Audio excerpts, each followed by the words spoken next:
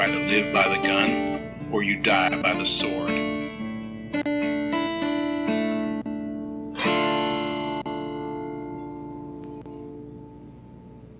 Welcome to The Good, the Bad, and the Weird. I'm Nicho. And I'm Chris. And today we are going back in time almost 100 years. Actually, yeah, just under 100 years. Wow, so far. So far to the distant portrayal of 100 years ago from 1999. Yes, that's correct. Yes. Today we are doing The Mummy. One of my favorite movies of all time. Not just movie, franchise of all time. I'm one of the few people who enjoys The Scorpion King. I still haven't seen past the first one, so... You got the gist already. It's okay. The rest are all exactly the same. I will get to them at some point, as is usual. Fair. But yes, we are doing the very, very classic Mummy. Oh, yes. And we could not have timed this episode perfectly at all, because... as many of you know, we plan these episodes like 6 months in advance. Yeah, and also, like, when we plan them, we're not really, like, attempting to be like, oh, what's going to be coming out around this? Like, we're just like, what do you feel like talking about? Is it kind of relevant? Okay, cool. Yeah. And so, we're also semi-celebrating the return of Brendan Fraser. Woohoo! One of my favorite actors of all time. So, very happy to see him return to screen. Same here. I'm very excited to see The Whale. Me too. Yeah. So, for those who don't know, The Mummy is a 1999 action-adventure movie about a treasure hunter, an Egyptologist, and her brother who accidentally awaken an ancient evil while exploring the lost city of Hamunaptra. It is the movie where everyone is delightful to look at the entire time, regardless of plot. Yeah, and regardless of, like, whether they're actually good to look at or not at times. Yeah, no, it makes no difference. This whole movie is a gem. Yes. So, directed by Stephen Sommer and written by Sommer's Lloyd Fonville and Kevin Jarre. Stars Brendan Fraser. Surprise. Rachel Weisz. A delight. John Hannah. Did great. And Arnold Vosloo. Yes, indeed. Yes. And so, for those who aren't familiar with Sommer, he had previously directed Catch Me If You Can. 1933 is The Adventure of Huck Finn. 1994 is The Jungle Book, the live-action one. Yes. That everyone forgets exists. That's okay. We should leave it there. But that's like the Jungle Book I remember as a kid. Oh, you remember that. I'm so sorry. And a movie I am curious to see called Deep Rising that is about a group of hijackers who have to face a giant tentacled creature while hijacking a luxury liner. That sounds right up your alley, yeah. Yeah.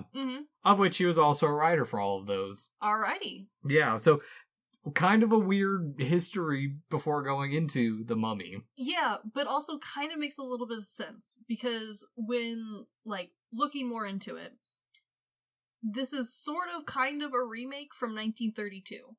Yeah. But not really, because he wanted more adventure. Yes, and I'll get into that in just a little bit. But also, longtime listeners probably know him a little bit better from our 25th episode as he directed 2004's Van Helsing. Which I also love dearly. Yes. So, you know. we know what we're getting into with this one. They are equally loved in my beloved collection. Yep. And so when it comes to Fonville, I'm not particularly familiar with his works. Previously, he had worked on a TV movie called Gotham. I know it. Cherry 2000 and some movie called The Bride. I know 2 of those. I know 0 of them. I don't really anticipate you ever getting around to at least the 2 that I've seen. Gotham and The Bride. Yeah, I think I'm good. Yeah, I think you're good too. As for Jarre, he did the story for Rambo First Blood Part 2. I mean, that was good. I enjoyed it. And he also did Tombstone. Ooh. Yeah, so a little bit more in our wheelhouse of stuff. Yes. Now, when it comes to our beloved Brendan Fraser. Oh my goodness. This is one where we talked back and forth of what to do because we wanted to cover him. Yes. But we weren't sure where to start. Yes, because for a lot of us, and the couple people we talked to about this, and when we were discussing it, we were trying to figure out like where to start with him, because a lot of it is what you know him from or what you first seen in him besides The Mummy. Yep. Or it's The Mummy. Yes. Because for most people, from what I've talked to, either know George of the Jungle, Encino Man, or Blast from the Past. And it's always one of those three or The Mummy. Yes. And if it's not just The Mummy, it's only one of those three. Mm-hmm. It's very rarely, like, we follow Brendan Fraser, which is odd because most people who have seen him love his work. Yeah. But no one's, like, stalking Brendan Fraser's work. Like, at least not in the same way that, like, there is a group of people who watch all of Tim Burton things. Mm-hmm. There's a group who watch, like us, all Nick Cage things, regardless of genre. Exactly. And, I mean, for me personally, I've only seen one of those three. Mm-hmm. And Encino Man is one of those ones that I'm somewhat familiar with. I know I've seen it on TV, but I haven't seen it, and I've only been told about Blast from the Past, which I've heard is pretty good. Yeah, I think you'd like it. Also of note, Fraser reached out to the production, or he reached out to the director and writer about being involved before they even started casting. Which is a sign of a quality movie. Okay, not in like a, wow, this movie's going to break waves and be like the future, but in a passion project way. Exactly, like you're gonna get some quality out of it that you might not otherwise see. Mm-hmm. Yeah, and in a weird way you mentioned that they don't follow him. It's the same for Vice. I mean, I never really thought to look up her filmography.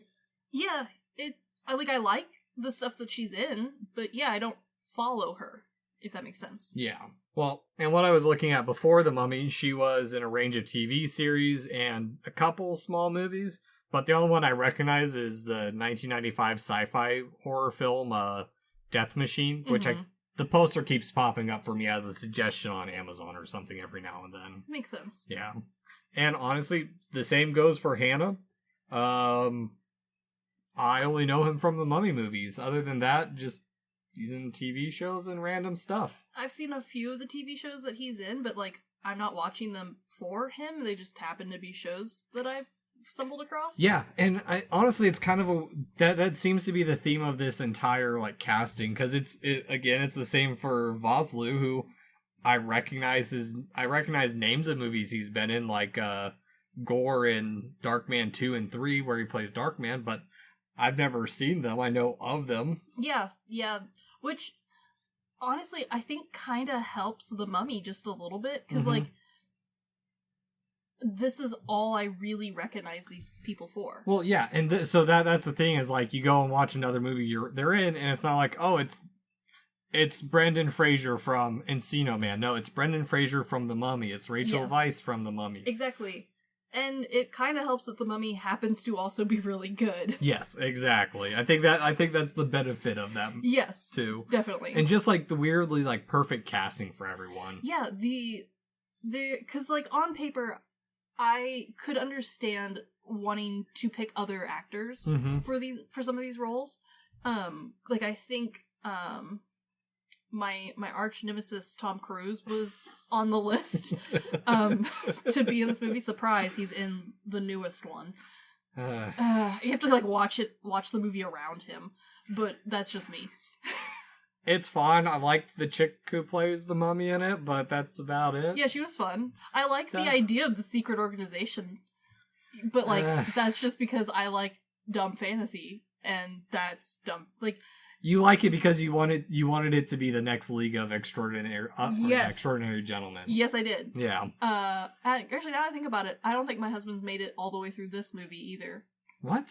He can't get through a League of Extraordinary Gentlemen without falling asleep, and I don't think he's seen that one all the way through either. So he hasn't gone through The Mummy? No, he's made it through He's made it through The Mummy multiple times. The Tom Cruise Mummy. Oh, okay. Yeah. That makes sense. He must, I don't know, secret organizations put him to sleep, I guess. No, I've picked a couple movies that haven't been hits for Lads Night recently, and it's always like Brian wants the quick emotional investment. Yes. Like I had them watch.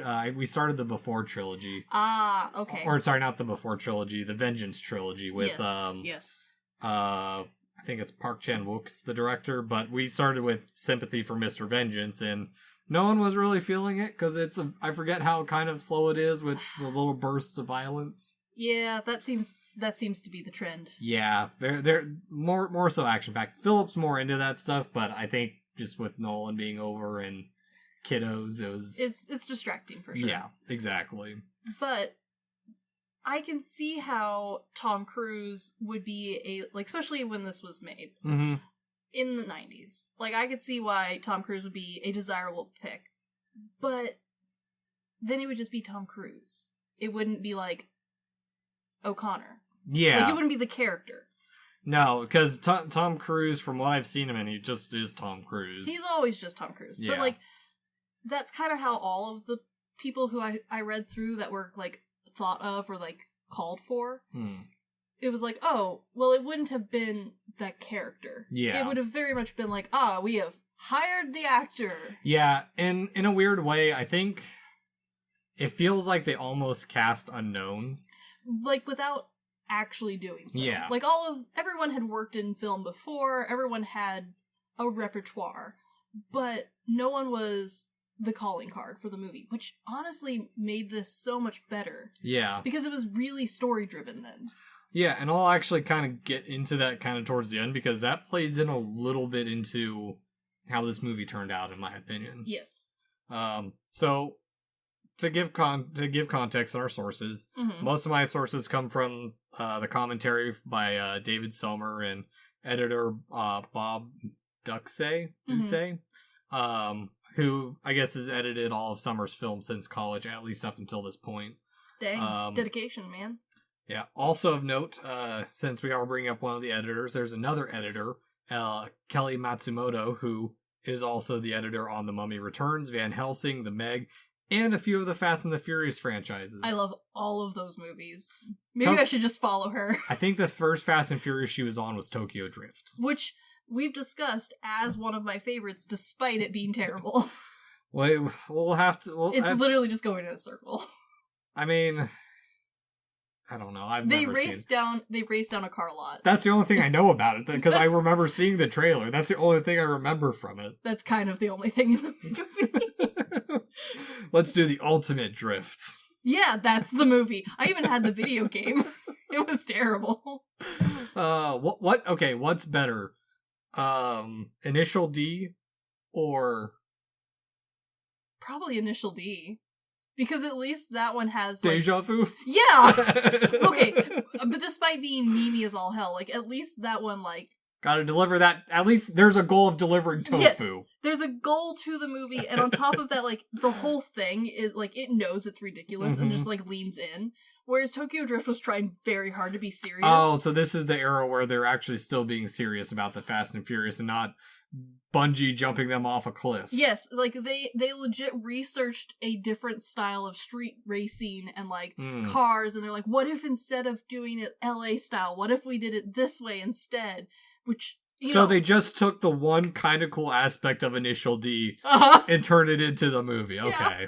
Yeah. They did a light amount of research, probably actually a lot of research, on a completely different style of streetcar and underground car racing, and then tried to make that into a movie, and it was boring. All right. At some point. Yeah. But before we do get into it, Alphaville production founders James Jack and Sean Daniels approached Summers when they had actually found out that he was wanting to do a Mummy remake. And to quote Jack, he thought Steven had an interesting take on the subject, more of a hellbent action-adventure movie with horror in it, but very much a swashbuckler movie like the old Errol Flynn films. And to give context, Errol Flynn did a bunch of adventure films back in, I want to say, the 60s and 70s, including Robin Hood. Yes, and the name Flynn has kind of turned into a movie stereotype. Is that why the Disney dude's named after him, Flynn Rider? A little bit, yes. And also being a play on Flow Rider, isn't it? Uh-huh. Yeah, Disney, of course, will never say that is what they did. But boy, is it suspicious. And there's quite a few other characters throughout film and, like, books and stuff who, if you see the name Flynn, you can just assume that they are suave. Or at least are trying to be. Alright.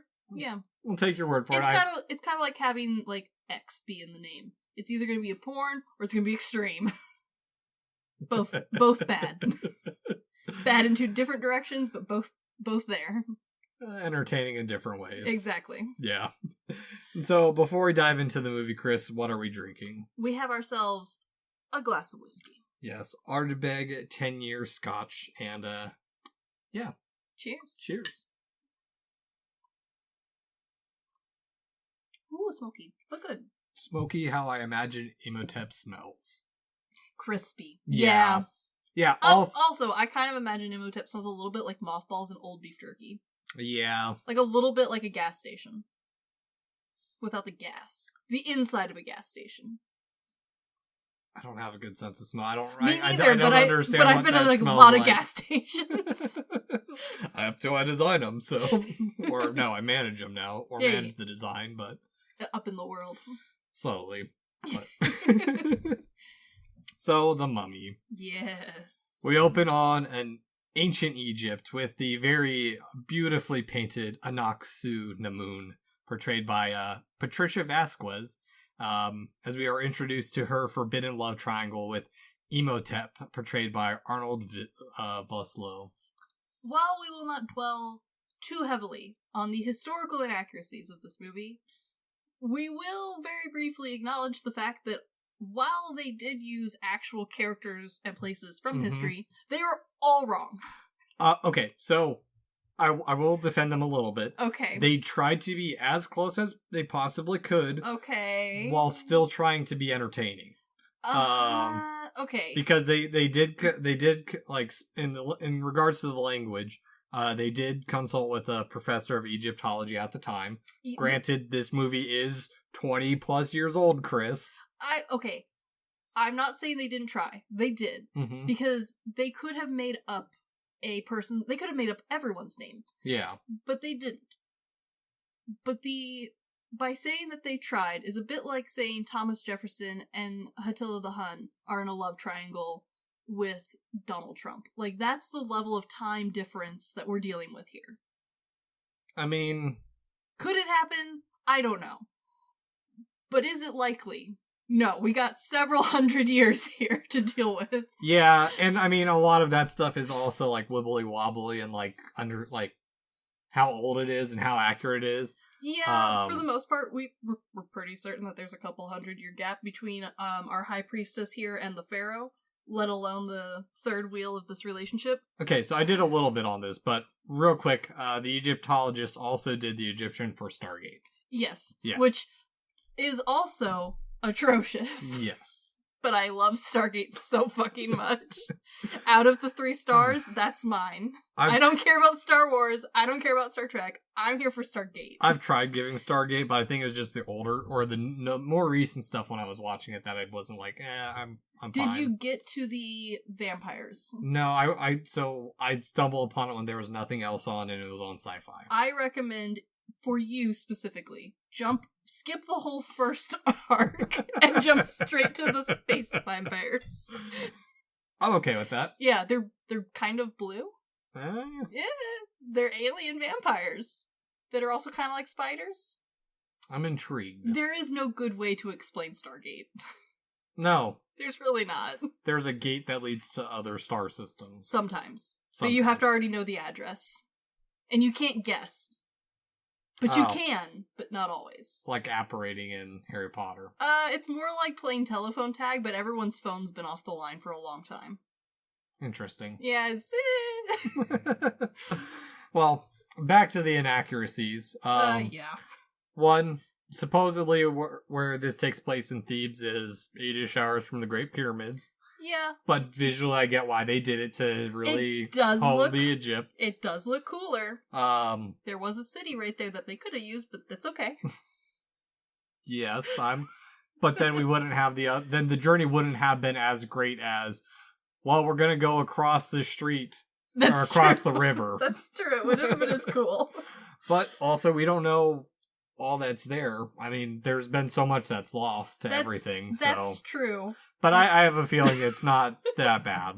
No. Or it's not that grand. But it does lead to the fun drinking game, if you have a history friend, of drink every time this movie is inaccurate. Yeah. Well, so here's the thing that I know we're going to get into. Uh-huh. For one, Imhotep was a real person. Yes. He is the first recorded architect. Yeah, fancy.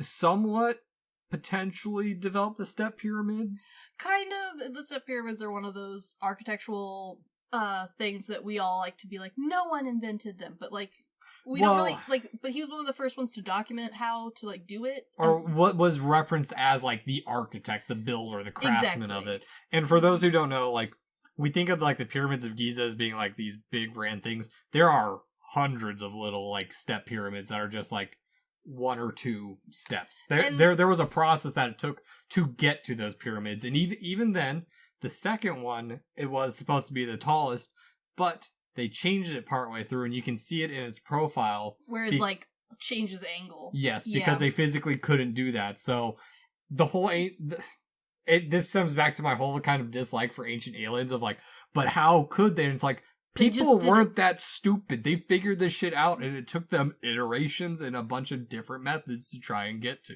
Also, for the sake of us as architects, we are going to only focus on Egypt pyramids. We are fully aware that there are pyramids everywhere else in the world. Yes. But again, we took full-on college classes on pyramids because we're architects, and that's what we have to do.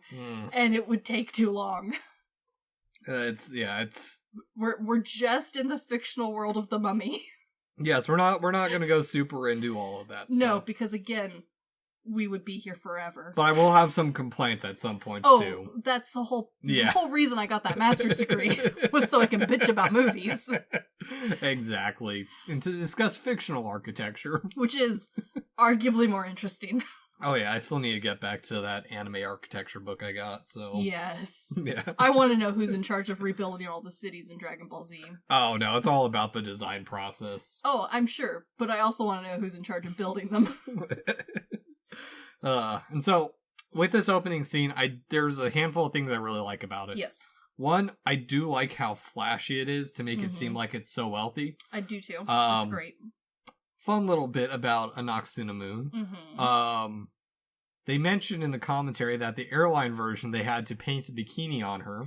Yes. Also, in the trailer version, she's shown for like a quick second. Yes, like she that, is. and she's wearing the bikini as well. Yeah, no accidental nips. No. Very smooth. But you can stare real hard. It is a delightful costume. It is very, very nice. But the killing of the king, and that's the one thing that will carry out through this movie, is a lot of the brutality we see in shadow, and it doesn't happen off screen, so it's in a different realm of like what we've talked about on Pan's Labyrinth, where Del Toro showed the results rather than the actions to make it more brutal. This does that, but in a different way where we see the actions, but we don't. Yes, it's a little bit stage-like, and partially I think it works really well, specifically because a lot of the shadow techniques are focused in on Imhotep and the ancient Egyptian love triangle that is happening, which all works because it suddenly turns it a little bit Romeo-Juliet, like it's a little bit tragedy. I just imagine the James Cameron pitch goes up to the producers, Romeo and Juliet, but this, and points to the Great Pyramids of Giza. But in ancient Egypt. But it kind of is. It like, if we weren't so focused on our English main characters, there would be a grand argument for this being like a reverse, like, tragedy. Yeah.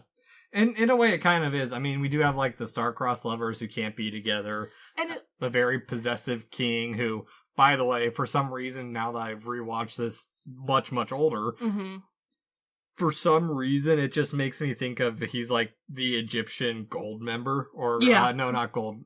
Is it gold? Yeah, it's gold member from Austin Powers, the Dick Key guy, Yes. Yeah. Yeah. A little bit. Just everything gold. Even his girlfriend. Yeah, his girlfriend. Well, Imhotep's priests are all painted gold. Everyone is gold. Yeah. Yeah. But yeah, it's an interesting way to start off this movie too, especially also because it's done as a prologue, which I like that they did that. I do too. Instead of doing it as a flashback. I think it also helps not only turn this like again, into feeling like a classical play. Mm-hmm. But it also, the whole storyline reads like a book, which helps a lot because this whole thing is so fantasy focused that you really have to suspend your belief to get involved in it. And because the plot reads like a book and not like, oh, we're following the lives of the random British rogue man. Yeah. Because of that, it's so easy to you be mean like... the American rogue man? Yes, sorry, and his British librarian lover. Yeah. But it's so easy to just completely, like, suspend your belief for this movie because it's written like a play, like a book, as opposed to like, oh, we're following the lives of this person, we know their thoughts and their feelings. We don't. No. And that works so well. Yeah, I mean, it boils everything, it's the simplicity of boiling it down to a rough story that we already know. Exactly. Yeah. And so, from there, we get the setting up of the curse. We get a resurrection, and we get like the little resurrection bit, and we're introduced to Hamunaptra in 1290 BC, which, by the way, I do want to point out the dates that they bring up. The dates do match the years that King Seti died. I mean, good job. So, again, they did try in some regards. Yes. But my one little nitpicky thing about this whole scene, okay, and I didn't like it as a kid, and I still don't like it, is the Dementor-like specter is kind of stupid. It is. It's very Spirit Halloween. Boo, I'm a ghost. It is. Yes. But, I mean, how else? I mean, it's 99, special effects aren't that great at that point, so how else do you convey a human spirit without going into ball orb shit? Ball orb shit was kind of like how you would have done it in the 90s. Like, it was cheesy. They're here. Yeah, no, cheesy was like the supernatural keynote across the board. And also, like, we had used so much money on the rest of this movie. This one little scene, I don't think anyone was like, ready for it to have a negative impact. I think they were like, I mean, there's sand demons later, let's just put the ghost in there. Yeah. The water ghost. Yes. Yeah. But Imhotep's captured, cursed, mummified alive. And then put with beetles that kind of eat him? Yeah. But slowly?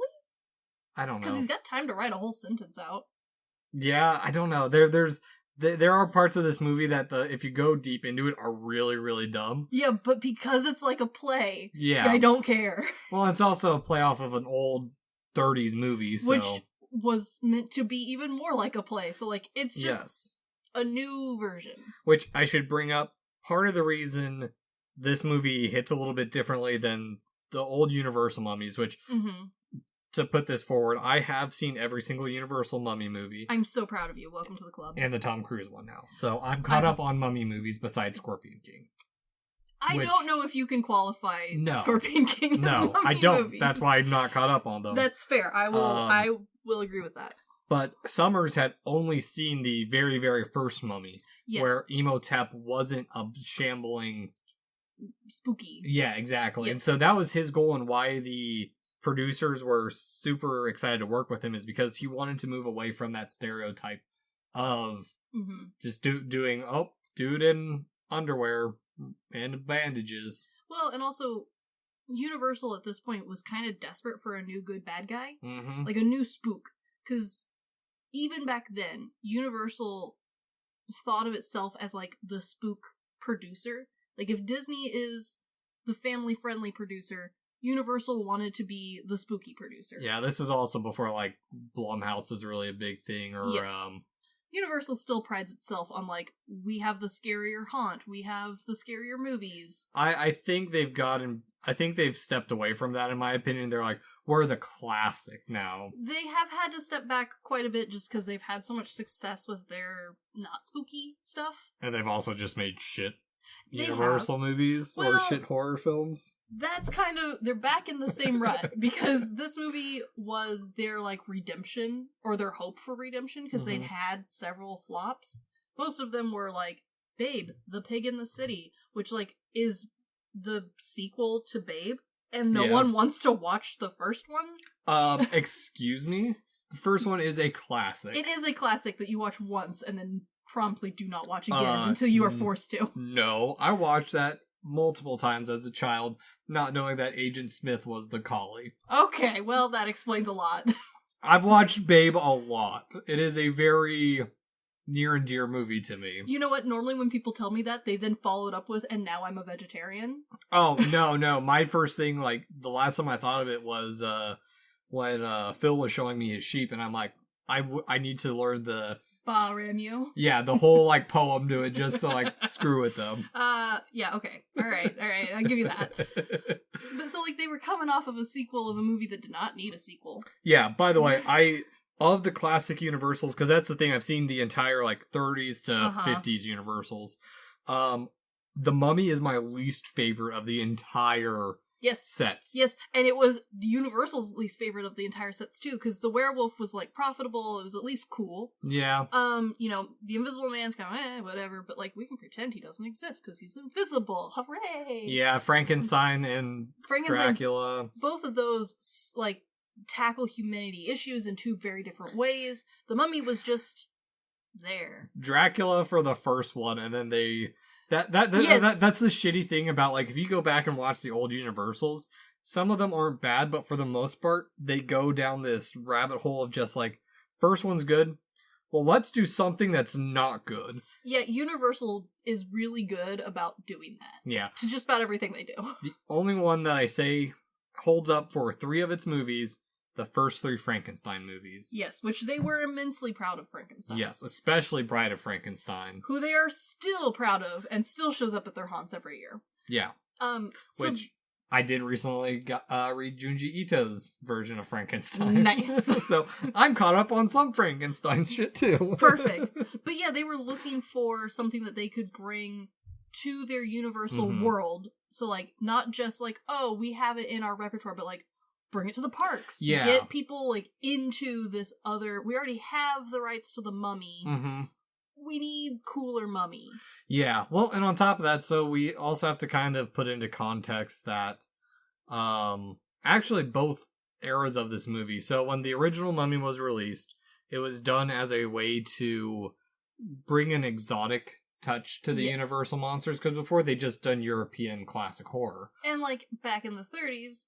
what was more exotic and cool than Egypt. Yeah, and... like, that was the destination. And to an extent, when we were kids in the 90s, Egypt was still that kind of cool thing. I mean, you had fucking Yu-Gi-Oh! Come out and do its shit. Oh, yeah, no, like, and that was, like, one of those things of, like, I remember people, like, being like, I've been to Egypt. Yeah. Like, that, I have seen the pyramids, and you're like, wow, that is amazing. Yeah, which is kind of a weird thing, because, like, Egypt sounded like this such exotic place, but we consumed so much media from Japan.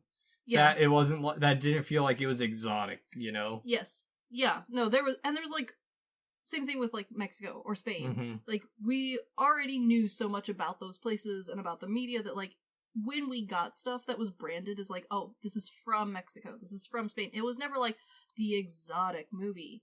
Yeah. It was, but Egypt was always sold to us through this lens of like tourism. Yeah, especially for movies, especially Universal. Yeah, the cradle of society, or cradle of architecture and humanity, like, whatever. Yeah, like this amazing place, which I mean, still is, but like there was always this lens that Universal put on Egypt, and the Mummy helps that it's from the old version, which already had that profile, and then they set it during the time period where like, we can continue on that trend. Yeah. Yeah, that makes sense. Yeah. And so, back to the movie, because we've gone on a little bit of a tangent. Yes. This resurrection bit, I also like it because it's setting up what his powers will be. Yes. So it's giving us the warning of this place that you kind of forget about for a while. Yeah, you get caught up in the other story. Which is, I think that's what makes this one better than the original. It's because, like, the Mummy's cool, but if it was just the Mummy, it'd be boring. I mean, the original Boris Karloff shows up and you know he's a bad guy because his face is all sand-worn and time-worn. And you're constantly showed that he's trying to resurrect Anck-su-namun. Exactly. Yeah. This one, I am very invested on the brother-sister combination duo. This is one of those ones where, and we'll get into it, but it's one of the more believable siblings. I fully agree. Brother and sister siblings, because I think a lot of times when people write sibling, like opposite gender siblings, they don't have that dynamic, and they're more so writing it like the stereotypical, where it's Yes. like if you're a guy and you grew up with brothers, you're writing a movie with brother characters, it's easier to do because you have brothers who are assholes. Yes. And you just make them into the characters. Yeah. I love my brothers. But if you're going to write a sibling dynamic, you're Make going to them write assholes. what you know. Yeah. But from here we cut to 1923 Hamunatra, where I do like this way of showing like forgetting history. Yes. And just how much information is lost. Because we were quickly introduced to Rick O'Connell. Oh, yes. An American treasure hunter in the French Foreign Legion. And Beni, who is portrayed by Kevin J. O'Connor. Which doesn't get confusing ever. No, not at all. But I do like how it sets him up as this very daring guy. You're obviously aware that he's heavily the foreigner. Yes. He is the most stereotypical American. Yeah. For the time. And we're introduced that Benny's a little shit. I appreciate that at no point was anyone in this film delusioned into thinking that Beni was ever like a good person. No. From the get-go, they're all like, oh, god damn it, Beni. He's a scumbag, but he's a likable scumbag. He's a likable scumbag. Unlike, like, example Harry Potter, where everyone's surprised that the weird worm rat character is a bad guy. What, the rat's a bad guy? I know. This one, they're like, we know Benny's a bad guy, but, like, look at him. He carries my stuff. The troll's bad? Yeah. Yeah. Also, it's never explained in the movie, but the directors noted that for some reason, Benny's of Hungarian descent. Why not? I don't care. Yeah, I don't know. Benny's one of those characters who, like, even if he has a full backstory, I would not give two shits. Yeah, I did zero research into the French Foreign Legion, so... I know some, but all of it is via other media, and is probably, therefore, wrong. Yeah, I only know that their daily rations are baguettes, so... Yeah, good for them. They're doing me better. It was a joke. Yeah, well... Yeah. Again, though, like, that's all I know. Because, like, I know about them via other movies, because, again, I love the 1930s... like fake time period that the like movie world has created, and the French Legion shows up in that a lot. Is anything I know real? Probably not. No, it's all probably very wrong. Yeah, I mean, but because of that, you fully believe that this random American is second in charge because you don't know better. Well, because he's American, he's gonna take charge. He's gonna do his shit. Yeah, but also like I appreciate how. Despite him being American, because of course he is, this is universal, we have to, make sure that we're in there somewhere. It's not really much of a thing. Like, he's just there, and it's kind of almost feels like, oh, well, maybe Brendan Fraser just wasn't feeling like doing an accent. Brendan Fraser weirdly looks like the leader of Team America World Police. It's the center part. Yeah. It's the hair. It's the Backstreet Boy style hair. Yeah.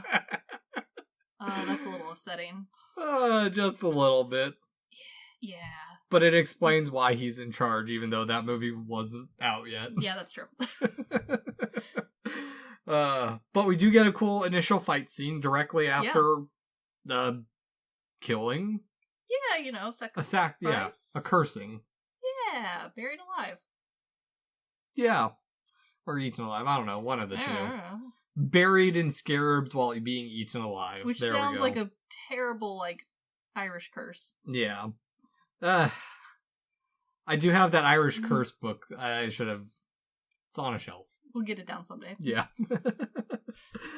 But I like how it sets up everything. We can start getting into the action. And... we get there's a cool fight scene that O'Connell gets saved by some evil energy. Oh, yeah. I mean... A face appears in the sand for some reason. This is my favorite mummy magic, is like the sand magic. Yes. Fun fact, the sand flying everywhere was practical effects. Fraser said it was a bowling ball tied to a rope. that doesn't feel dangerous at all. Yeah, which also, by the way, the version of the Mummy we used as reference was the Ultimate Edition, signed by the director on the cover. Ooh. It has commentary from Brendan Fraser, which... It wasn't necessarily, educational, but it was fun. I thought it was boring. I watch a lot of interviews with him, so... Well, I found out that so far my favorite commentaries are generally the director, producers, and especially when they're heavily involved in it. Yes. And the director with one specific actor instead of a whole cast of people. It gets a little chaotic. Yes. But yeah, there's a few other commentaries on that. Which also, there's a part that they cut for pacing, and I'm glad they did it because it just leaves O'Connell to be this kind of blank slate. Yes. But they went through a whole backstory of why he was with the French Foreign Legion. I don't care. No, exactly. I do not care. I don't want to know. Exactly. We just want him to be a badass. We want him to be Indiana Jones. Yes, I want him to be Egyptian Indiana Jones. Mm-hmm. And then also as he's fleeing, the Magi overlooking him are quite creepy, and it kind of makes me think of the alien, or not the aliens, the cowboys on the ridge, or... Yeah, they do feel like the old cowboy trope of the Indians on the ridge sort of thing. Also a little bit ring wraithy, like that. I enjoy a good spooky guy in a cloak. Yeah. Yeah, it makes a bit sense. But it's spooky, it's mysterious. What's more mysterious than a guy on horseback on a cloak? With weird face tattoos. Yeah, I never really... I mean, don't get me wrong, he is in the running for a fellow hot person in movie. Just didn't really understand the face tattoos. Nowadays, he'd be a SoundCloud rapper. Yeah, well, no, he'd be a normal rapper with that amount of tattoos. Yeah. You gotta just go full pro. Before you're even pro. Live the lifestyle you want. That's what they tell you. You gotta manifest. But we cut to Cairo 3 years later, which... Yes. They wanted to film in Cairo, but due to the political climate at the time, they weren't allowed to, and so they just tried to recreate 1920s Cairo as best they could. It looks pretty good. I like the set. Yep, it's nice. It gets the feeling of Egypt. Yeah. But they did end up shooting in Morocco, Marrakesh, and the Sahara Desert. The Sahara Desert one was interesting. Yep, and they also chose the 1920s to distance themselves from modern times. Which I appreciate because, again... Universal had already created this 1920s and 30s fake nostalgia lens for Egyptology specifically. So why not lean into that? Well, and on top of that, I mean, I think by the 90s we had learned so much that... Oh yeah, there was a bit of a craze of oh, I know all about King Tut. Yeah, it's not Tom Cruise fucking cutting a wire to unleash the curse. Yeah, exactly. Like a fucking idiot. That... God... Yeah, welcome we'll to my life. At some point. But here we are introduced to the little bit of a bumbling idiot, Evelyn Carnahan? A joy. Carnahan, who is Rachel Weisz. A delight. An absolute delight. And obligatory common knowledge about this movie. Mm-hmm. The library domino scene was done in one take. Good. Because that's all they had time for in budget to set it up. It is a fun scene. It is. Also, the director made a very good point a big bit of pointing it out, that on the large shots where she's just standing on the ladder. Yes. It's a very bad stuntman in drag. Yeah, a little bit. Yeah, it's really, really bad. But... he kind of looks like O'Connell if he was trying to dress as Evelyn in drag a bit. Yes. Luckily, though, we do not linger upon that scene. Yeah. Terribly long. Oh, no, not at all. And I also like that we know this isn't her first mess up. No. I like that Evelyn isn't just a cute, clumsy person. She is destructively clumsy. Yes. And to the point where they explain they go through of how smart she is. And also do need to add that we are introduced to Dr. Terrence Beni, who comes in to give her shit, portrayed by Eric Avari. Mm-hmm, mm-hmm. But it introduces her in a way that makes her likable, but also shows that she's smart. She's the very stereotypical nerd. Yes. While also being cute as fucking hell. Oh, gorgeous. Yeah. Gorgeous. But they do, like, it is a good way of, like, making her a smart and intelligent character, not some ditzy character like we could have potentially seen with, like, say, the Marilyn Monroe stereotype character. Exactly. She feels useful. But at the same time, not. Like, you would like to ask her questions, but from a distance where she can't break anything.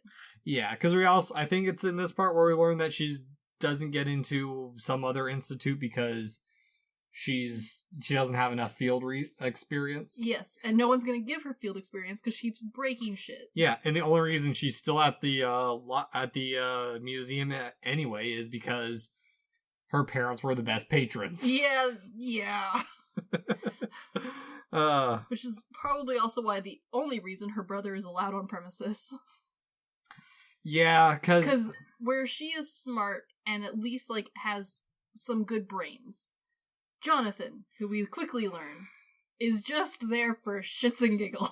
We were introduced to him by her hearing a noise and going to investigate it, and he's chilling in one of the exhibits. Yes, and spooks one her, of the sarcophagi. Spooks her with a mummy. Yes. Jonathan is interesting. I love Jonathan. But I do like his intro. I do too, because they are adult siblings, which is already kind of hard to write. Mm-hmm. And the way they introduce their two dynamics of, like, she's clumsy, but she's trying so hard. She doesn't really have time for this nonsense. And Jonathan is the classic bumbling, lovable idiot. Exactly.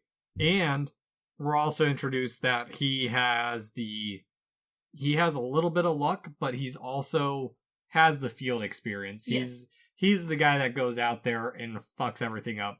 Yeah. And I don't know who's older. Maybe he is. He is, because the only, like, part of dialogue that is, for me anyway, that feels dumb written, as far as, like, siblings go, is when they first are introduced, he goes, lovable baby sister. Yeah. That makes much more sense. For the rest of the time, their sibling interaction feels very realistic. Mm-hmm. There's not a whole lot of, like, calling each other sibling or sister. Like, no. No. Like, no sibling does this. They have little, unless they're being, like, very, teasing or just joking about it. I mean, I call my brothers brotatoes, so. Yeah. So, but like, again, it's a nickname and it's a little. Yes. It's an extra bit. Yeah, exactly. Yeah. So for them, like, 9 times out of 10, their dialogue is very realistically and well written. Mm-hmm. That is, like, the one that I caught that I was like, ain't nobody over here spooking their sister and then be like, oh, baby sister. Yeah. No, you call them a little brat or a little shit. Exactly. Well, and on top of that, he's the classic treasure hunter. Yes, he is. He is there to sell the antiquities, and she is there to learn about the antiquities. Yes, because this time around, and we also learned that he's not good at it either. No, he's terrible. But this time he's actually found something with some box with a map in it that leads to Hamunaptra, and it has a seal of the wealthiest pharaoh, which... Fancy. Yeah, It's again, it's a book-style entry into adventure. Yeah, just building all the characters still. Yes. But this time it's now to set up the lore to modern times. Yes. Because the curator's skeptical. Basically, in my mind, because for me this feels like it's not Uncharted yet. Yeah. Game-wise. But it's not Indiana Jones. Okay, yeah. So for me, basically how they set this up is Hamunaptra is the Egyptian Holy Grail. They do and, like, set it up as, like, there's no way. Not the Holy Grail, the El Dorado? Yeah, El Dorado. The City of Gold. Yeah. This is basically part of the plot for the first Uncharted. Yeah, okay, yeah. Yeah. But from here we cut to a prison where it's revealed that Jonathan is swiped it off of Mr. O'Connell. Yes. Which he cleverly hid from everyone, because now we think, okay, maybe he's just had a string of bad luck. No. He's not a good guy either. No, yeah. But I like this introduction between O'Connell and Evelyn. I do too. Because the dialogue is smart and witty. Despite him being like scraggly and rough in appearance, you'd think he'd just be kind of a shitty dude, but he's not really. He's pissed off. He's pissed off and he's done with everything. Yes, he would like to go home. Yeah, which he never gets to do. I love how she asked the head of prison, like, what is he in here? He's like, I don't know. When I asked him, he said he was here for a really good time. Yeah. Yes. He's a smartass. Yes. But it is now time for a hanging. Mm-hmm. Which the bantering between her and the other guy is great too. Yes.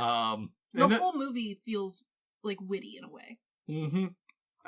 And just also like the level of humor for it, where what they try to do is they try to make it serious, but not too serious, and not branch off fully into comedy. It's definitely not solidly a comedy, but all of the danger is real. But here's why. It's because it's not in gags. Yes. It's not gags, and it's not the physical comedy that we saw with like Abbott and Costello. Yes. It's very much a dialogue heavy comedy. Yep. And I think it works because that leaves all of the physical action to have weight and like detrimental problems behind it. Like when we get to the hanging, it is not, oh, he's hanging. Teehee. It's, oh shit, he's hanging. Yeah, because they're like, any last words? He's like, I'd like to be let go. which is hilarious. Which I like the guy asking him, like, do we do it? And he's like, last request. Yeah. And the answer was no. Basically.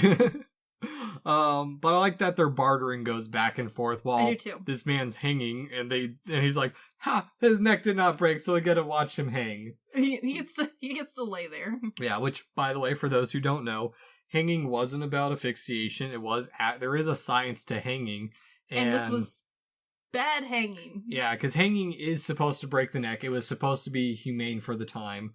And there was a science to it of, I think it was some German executioner who figured out, might have been an English guy. Not sure, but, one of those. I do want to say, it was on the last podcast on the left episode. I want to say it's English. That would make sense. Because, one, hanging was their main method. That's why we see witches hang in movies They did a lot of hanging. But he figured out, like, this size of weight, you need this amount of rope for their necks to snap. He figured out the math. Yes, exactly.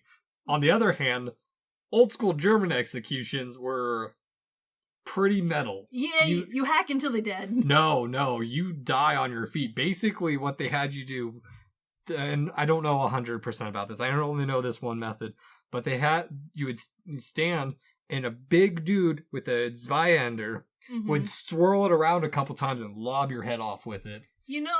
I think I'd prefer that. It's so metal, though. Like it's so metal, but like it all leads back to like, while the science of hanging was good, nobody took the math class on it. Because bad hangings happened apparently pretty frequently. Enough so that the French were like, we need a more humane way of murdering people. Guillotine. And quicker. Guillotine. Yeah. Which was the whole reason it was created, was to be a little bit nicer. And efficient. Yeah. Faster. I think the Germans would have come up with that. No, they already had an efficient way. Use sword. Yes.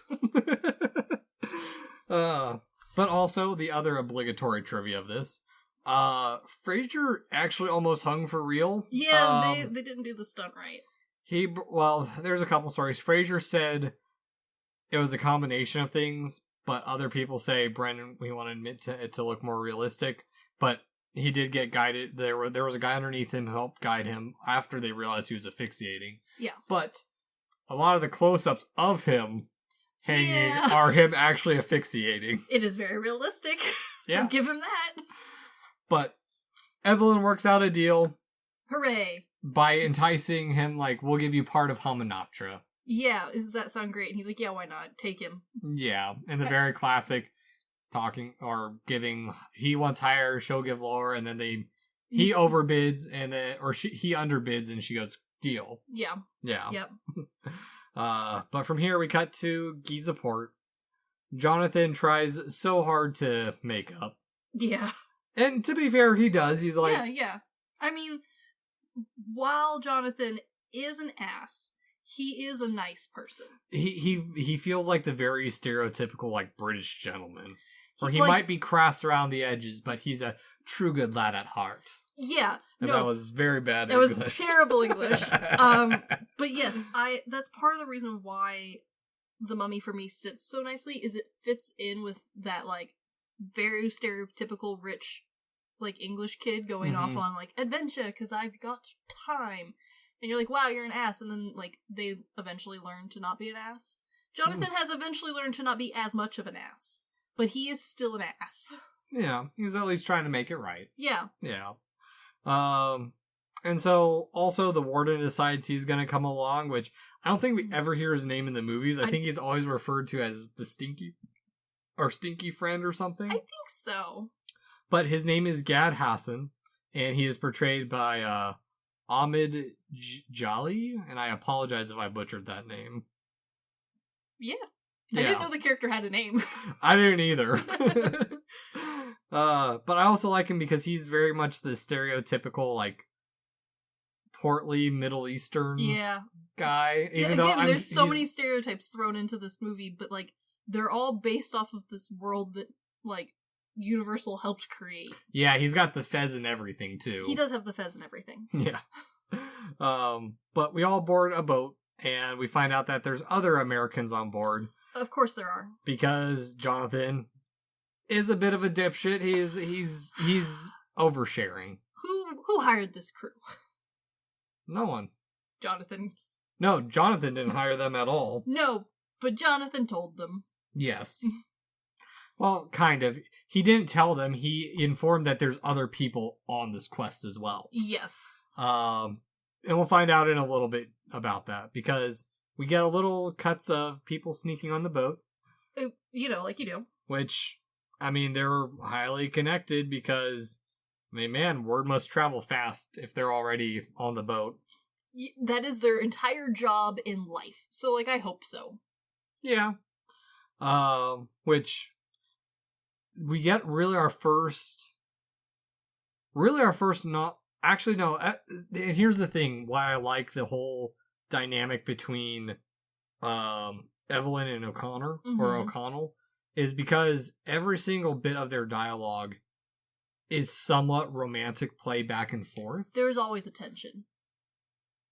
But it's not in, like, neither of them fully give each other, for lack of a better term, fuck me eyes. Until about halfway through the movie.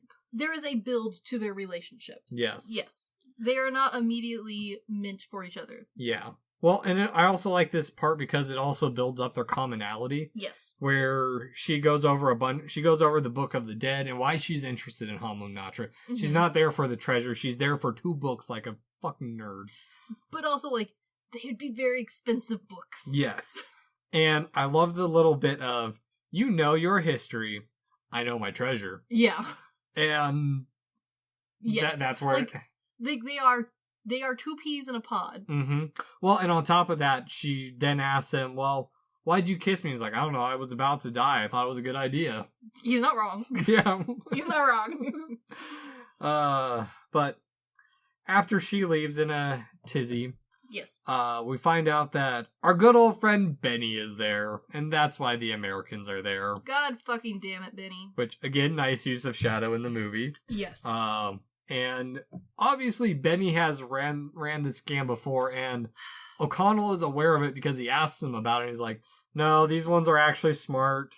I have to lead them there, and halfway, they'll pay me half to lead them there, and then half when we return. And of course, while Beni is a wonderful scam artist, Beni is not smart enough to go, I could just run with half the money. No, yeah. Beni wants the whole loot. Which is a good way to build up that he's greedy. He is very greedy. Because that leads to everything that leads to his demise in this movie. Exactly. Which, this whole movie is just so well written in that way of, like, just the little details of not having the exposition of, like, yes, explaining that, oh, Beni, you've always done this to me, Beni. How could you? Yeah, no, like, we get to witness Beni being Beni the entire movie. Beni, you got me into the French Foreign Legion. How dare you? Yeah, I don't care. Yeah. But I also think that a lot of this works because while we have our main 2 characters, kind of a third if you count the brother, there's plenty of side characters who have importance and roles. Mm-hmm. And while, with the exception of Beni, most of them really don't do a whole lot, they still feel like real people and characters who are, like, advancing the plot. Yeah, to a point. Like, they're not the steam engine going along, but they are not just, like, shadows passing by. I'd say of all the characters, the Americans, while they do help build the plot, they are the most caricature of everyone. Yeah. So they're very over the top. In a fun way. I like them very much. But trouble is afoot. Of course. As Evelyn is attacked by one of them Magi. I mean, I'm impressed that their deduction skills are good enough to know which person on the boat to attack. Yeah. Or they've attacked everyone. Well, not sure.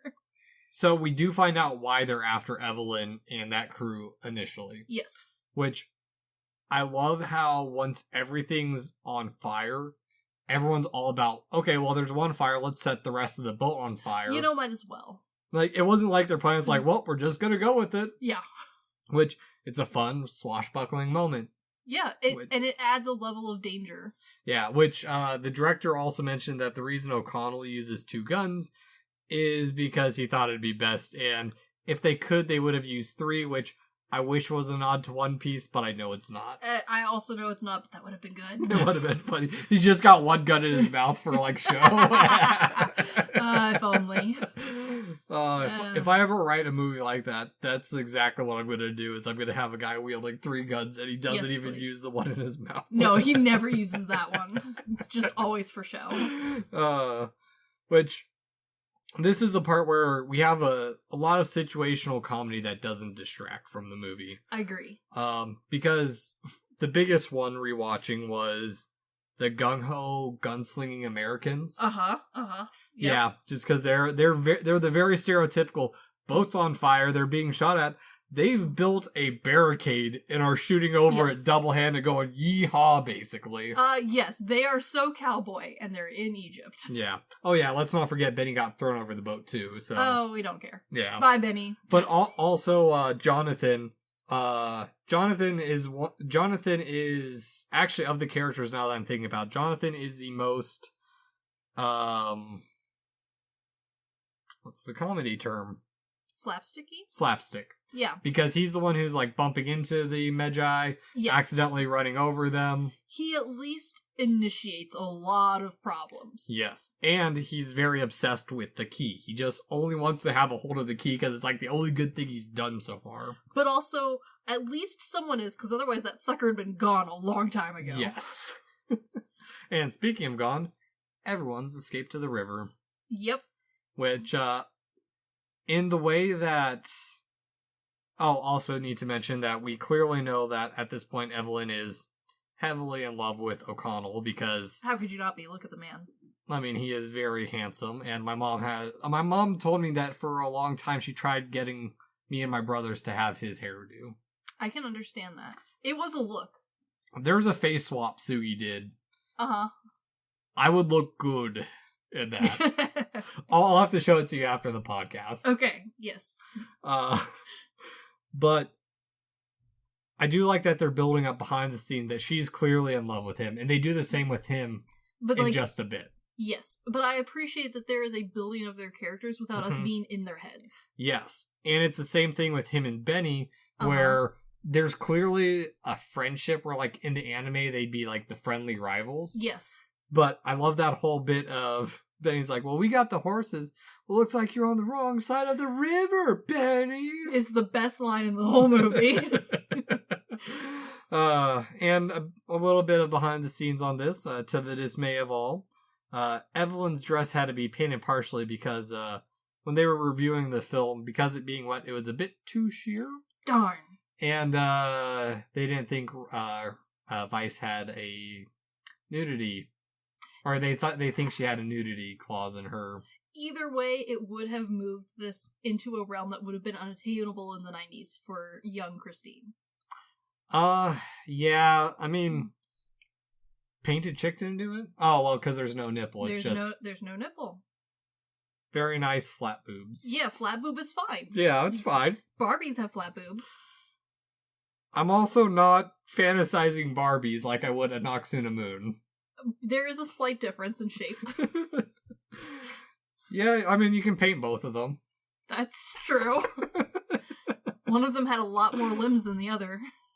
What? Barbie just really always was missing a limb in our house. Oh. Okay, Not her. Always pristine and perfect. I was trying to figure out, like, what monstrosity of a Barbie you had that had, like, 6 legs and 4 arms or something. I wish I had more legs. That would have been amazing. It had 2 little legs and It arms. had 2 little legs and the hair was always real fucked up.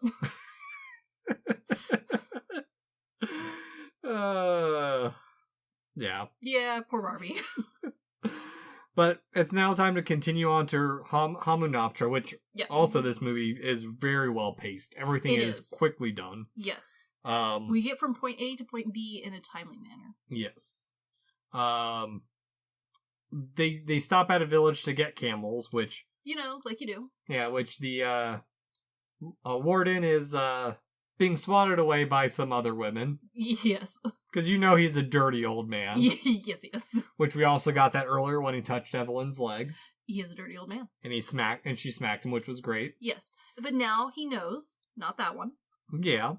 And also we got the reveal of Evelyn, who is changed to her desert attire because, alright, she was in her pajamas. Which she was in her PJs. Would have been indecent for the 20s. It would have been indecent. But I think she dresses in something more revealing now. She kind of, sort of tries to wear local garb, but also, like, doesn't at all. Mm-hmm. She just kind of has, like, the little face, handkerchief. I don't know what the hell it's called. I don't know what the, like, correct term for the outfit is, but, like, I do know that the women in the background are dressed much more modestly than Evelyn is. Yeah, it's like the stupid TikTok shit I see every now and then of, like, my rave attire, and, like, the conservative one is always just, like, the bikini, but it's, like, got mesh over it. Yeah. And it's like, I can still see it. There's no questions. It's mesh. Yeah. Yes. Evelyn's just wearing mesh. Yeah. But she is very stunning in this. It is very pretty. Yeah, actually, now that I think about it, Evelyn's the only one who actually changes outfits. I'm sure the guys kind of do, but they all have this, like, they've bought 6 of the same white shirt.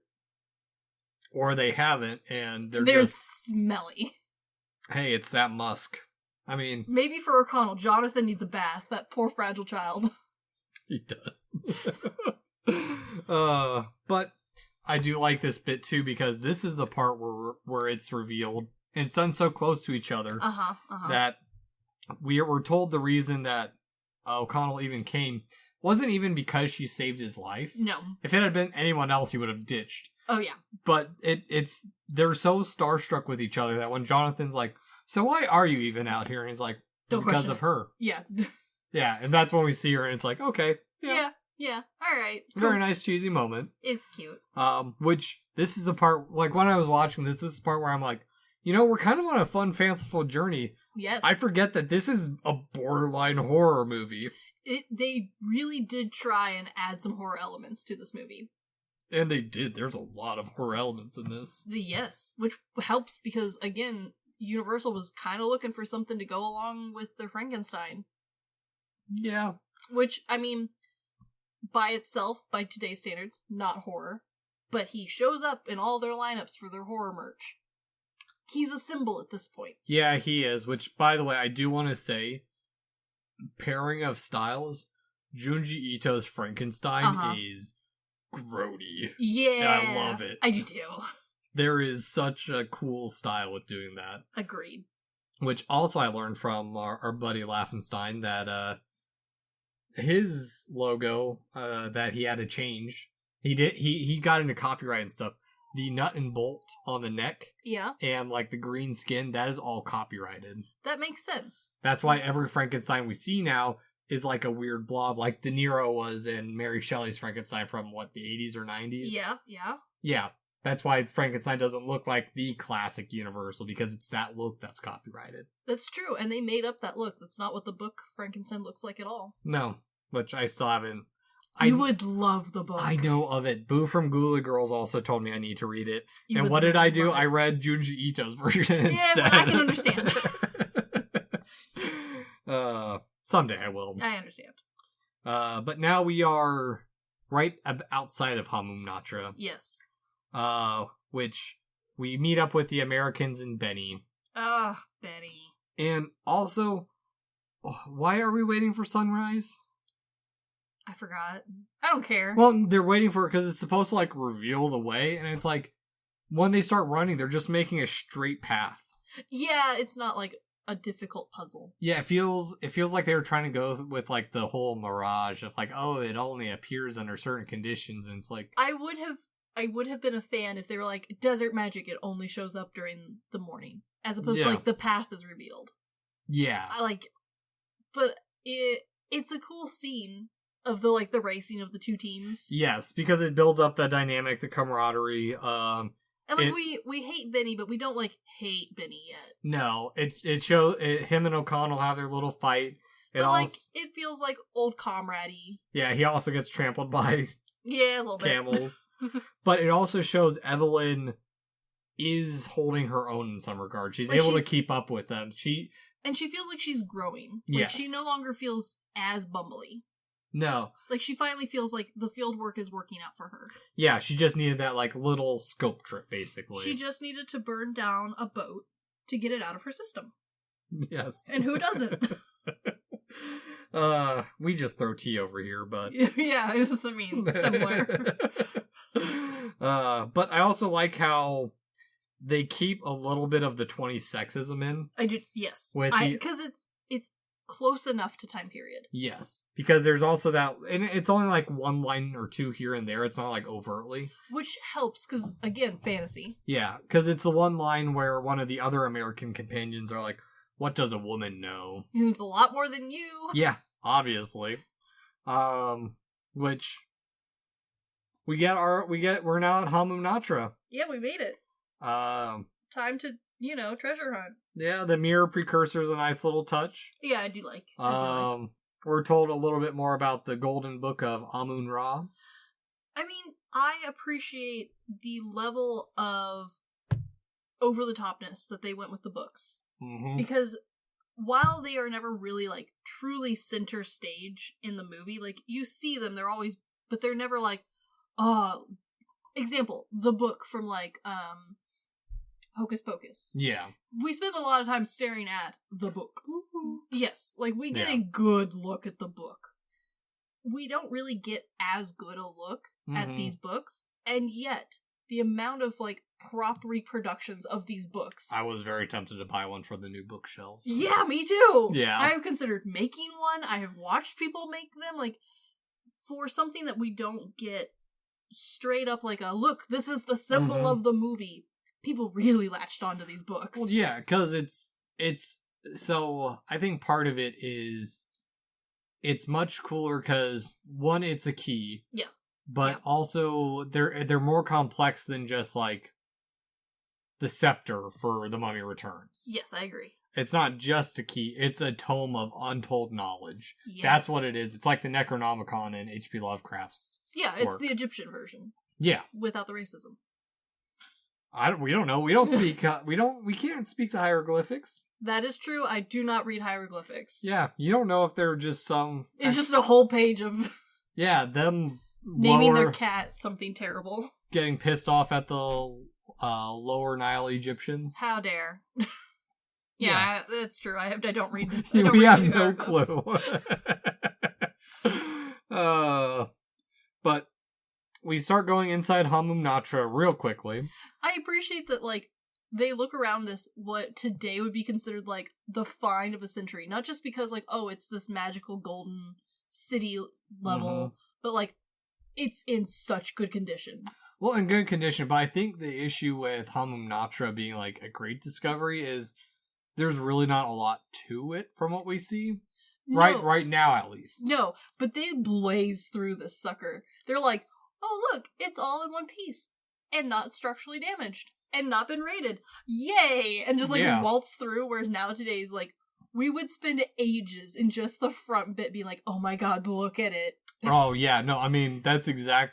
I mean, I think we would as architects, because... Oh, yeah, because we have to stare at the ceiling, it's required. Well, when I was in South Carolina, I was, North Carolina. I was trying to take a picture of like the ceiling and a couple things. And my buddy Rick just looks at me like, what the hell are you doing, dude? We're here to eat dinner. We got reservation. I'm like, No. We're dude, here to look at the ceiling with dinner. Yeah, it was an Art Deco building. Yeah. Rare. Yeah, exactly. A delight. Next time, I'm going to make him take me again. Yes, but only for the building. Food was good, though, but... Oh, that's good. I want to try the Japanese restaurant across the street from it. Yeah, you go for the building and go across the street for food. Yes. Hell yeah. But inside, everyone is on edge. I do like that everyone is, all the men are quick to draw. Yes, everyone's twitchy. And Evelyn's just like, let's be nice, children. I like how Evan also, despite having what we've been told almost no field experience, is the only one who seems to have ever been in a tomb before. Yeah. Or she's just so, she's been to it so many times in books, she's so indifferent to it. Yeah, she's like, guys, calm down. Well, it also feels like for the Americans, like this is their first adventure. It really does. Yeah. This is everyone's first go. And O'Connell's only pulling his weapon because the others pulled. And Jonathan pulls his because it's what O'Connell did. And yeah, and honestly, like, Jonathan would be jumpy anyway because it's dark in there and he needs a nightlight. Yeah. And I do like that she's also smart enough to like, oh, there's a hole here. There's more down below. Yes. There's other places to dig. She's the only one paying attention. Yes, exactly. Because everyone's so blindsided by their goals. Exactly. Which, this is the one part where, so according to Fraser, this was done because they had to do something in the scene, and it was such a bare bones scene that they couldn't think of anything else. So what do they decide to do? What did they decide to do? Start tearing apart, not the floor, the goddamn ceiling above them. You know, why not? Yeah, no, exactly. And, I mean, it does bear fruit, but still. Yes. It's like, hey, that looks like that beam's holding up the rest of this building. Let's hit the beam. Yeah, okay, yeah. Yeah. You know, solid logic, really. Exactly. One structural failure on this thing buried underneath the sand that is totally built for the load of sand and dunes over it. Yeah, not out of stone. No. Yeah. But we are about to dive into the horror because yes. Our stinky friend decides to peel off a scarab he found. Okay, I like the introduction of the scarabs because we were already introduced to the creepy crawlies, but they didn't feel super buggy at the beginning because like they're dumped in. We don't really get like a real solid shot of them, and like we're given the implication that they eat you alive. Yeah, we don't actually see anything. We're also given them as a mass rather than a singular object. And I firmly believe that bugs are creepier when you start with one. And then it disappears. That makes it worse. Or you start with one, and then suddenly there's so many more. Because you have a good concept of how many legs that one had. How many eyeballs the one had. And now there's masses of them. Whereas if you start with mass, it can be like reinterpreted as like, oh, the wave of bugs is coming. Yeah. Which is slightly less scary than 10,000 bugs are coming. We need to do genocide at some point. We do. Yeah. We just might do that the horror came to Shochiko set. Yeah, that'd be fun. Yeah, it's campy. I think you'd really like them. I love campy. But yeah, we also get little cut. There's a lot of cutting in this bit. There is. There's a lot of knives. Because that's later on. There's just knives in general. I meant film cutting. But the Americans find something special themselves. Good job, guys. Proud of you. And we get a nice cut to explain what the Americans will find as Evelyn's explaining the whole curse and everything. And I like how she is explaining, but we are given something else to watch while she explains. Mm-hmm. That way we're all not just standing around waiting for exposition. It feels like, oh, these guys should have stayed and listened, but now they missed the lecture. Everyone's doomed. Well, and also like the little bit of this movie does carry some of the stereotypes from the 20s over again. Yes, which I like. Where they're like, no, don't open it. Have the workers do it. Which Rude. Yeah. But also, we do learn about acid salt. So... Pressurized salt acid. I mean, a good booby trap. Yeah. Which, Evelyn's all into this bit. I like that Evelyn is immediately depicted as not just like, oh, she's having fun in her first field experiment, but like, also, Evelyn's been holding a deep, dark secret of like, she's into this sort of stuff. Evelyn likes the grody. Evelyn likes dark. Evelyn would be a horror fan. Evelyn, I don't know if they'll ever listen to this, but Evelyn reminds me a little bit of my Italian teacher. Mm-hmm. Mm-hmm. A little bit too into it. Yeah, like Evelyn is really excited that there's actually booby traps here. Yes. She really was hoping there'd be booby traps. Yeah, because they find the nice gooey mummy and, don't drink the gooey mummy. Also at that same time, our stinky dude dies. Yeah. By running into a wall. By Stinky Man. Which, that was an extra on a wire that pulled him back at the last second. And I'm glad he's not dead. Well, they said the dude, like, ran hard at the wall. Dedication. I appreciate that. And trust. Very. Yeah. As Charlie lets you pet him. He's such a good boy. No, he's a little asshole. Fuck him. Charlie is the Beni of my household. I love him, but he's an asshole. Your arch nemesis, Charlie. No, he's just an asshole. Well, then he's just Jonathan. He's not Beni. He's greedy. So's Jonathan. But Jonathan's at least nice to his sister. Is Charlie nice to Hobbs? No. Oh, okay. Well, Charlie's been an asshole for like 4 months now. Alright, well, your new name's Beni. Congrats. Yes. Beni Charlie Chaplin. Or Charlie Beni Chaplin. I like it. Adorable. Enough about my cats, though. Because at night, it is, everyone's kind of reconciling of like, oh, you found your stuff. It's like, well, a bunch of our guys died. Yeah, I appreciate how, despite them being on opposite teams, quote unquote, they're like camping together, kind of. Yeah. Like, they're not that separated. They're like, hey, how'd your day go? They're separated enough. Just enough, but like, not a lot. Because it's raid time. Oh, yeah. Yeah, which also, before this real quick, I do like that Jonathan immediately is raiding their companion's rucksack. Yes. Yeah, like, Jonathan has sticky fingers and I love it. Oh, yeah. Which does lead into a part in just a bit, because it's time for the raid. It keeps the momentum going after we just had, like, a couple little jump scares. But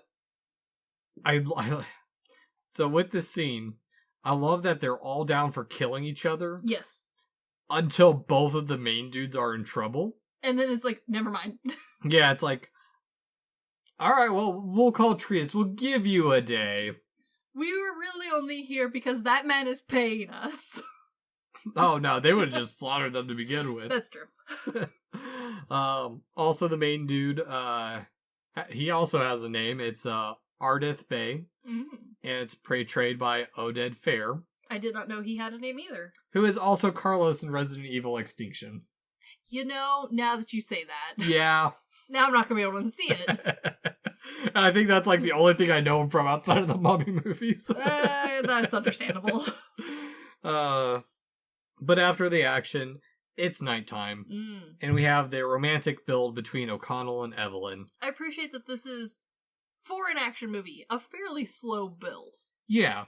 Well, and on top of that, like, it is, honestly, for the most part, this is the climax and end of their romantic relationship. For the most part. For the most part, yeah. The decision of O'Connell to keep protecting her continues that. Yeah. But this is, like, the only, like, really romantic scene in it. Yeah, I guess so. Which, there's a couple things I like in this. One, we finally get O'Connell's full name.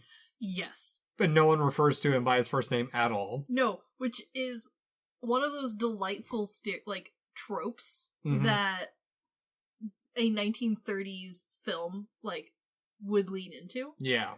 Especially, like, oh, it's the American. Like, he would have been called the American or by his last name for sure in that style of movie, and they just kind of kept going with it, and I like it. Yeah. Well, so I also like this bit because, from what we know, they haven't really talked a lot to each other. Also, Evelyn is very drunk. Bless her. She's so cute. But, there's a couple things to this scene. One, Yeah. Yes, Charlie. I like that she's like, I'm proud of what I am. And he just looks at her and is like, and what are you? She's like, I am a librarian. A librarian. Which I just love his confused look of like, what the fuck are you talking about? I like it too because like she is clearly having like a full inner dialogue of like drunk girl style of like, I did it. A librarian went out in the field and they said I wouldn't be anything, but no, I'm a librarian. Yes. But like she's too drunk to articulate any of that. Mm-mm. He has no idea about any of this. No, but he's all for being kissed. Yeah, I mean, this was his hope. Yeah, at some point. But I do like that they don't push it past that. I do too. The other thing about the scene, it also explains why she's in Egypt. Her father loved Egypt so much that he married her mother, imagine. Adorable. Yeah, there's some personal stuff there too on my side, but I won't get into that for this episode. But also there's a bit to it that when she's explaining that, mm-hmm. it further deepens my hatred for Disney. Okay, wasn't seeing Disney being brought into this at all. So, for my solo video game rant, Disney straight up pulled this scene from The Prince of Persia. Oh, yes, okay. And I cannot look at The Prince of Persia anymore without thinking of it as Disney trying to recreate this, because the love interest in The Mummy has in The Prince of Persia has a very similar backstory and also kind of looks like Rachel Weisz. Yeah, okay. And Jake Gyllenhaal kind of looks like a darker haired, a little bit scruffier Rick O'Connell. Okay, I can see it. I can see it. Yeah, okay. They go through some zany adventures. They ride on some animals. The Prince of they find a mystical item that has special powers that in some way can revive the dead. Alright, okay. Yeah. Yeah. The Prince of Persia is basically Disney took a video game and they're like, granted, I've never played the Prince of Persia video games. Would you like to borrow them? I have them all. I mean them all. At some point, because I do want to do a bunch of retro streams, but I bought all of them because I was obsessed with the animated Prince of Persia for a hot minute. What? Yeah. Didn't know there's an animated one. I don't think it has anything to do with the video games. I just watched the animated one, learned there was a video game, and assumed they were the same. They are not the same. And then years later, I watched the live action and was disappointed it was not as good as the animated one. Yeah. Yeah, my only encounter with Prince of Persia was, we had a layover, I think, in Seattle. Oh, okay. And we were at what's it called? Basically, it's a facility that American soldiers can stay at while they're traveling. And so they had a room off to the side, and my brother started playing Sands of Time. At least it was a good one. An entertaining game. I have a few of them that I physically can't get through because it hurts my eyeballs. All right. But, yeah. There's a reason they were only 50 cents. Oh, that was... I know the era when you bought those.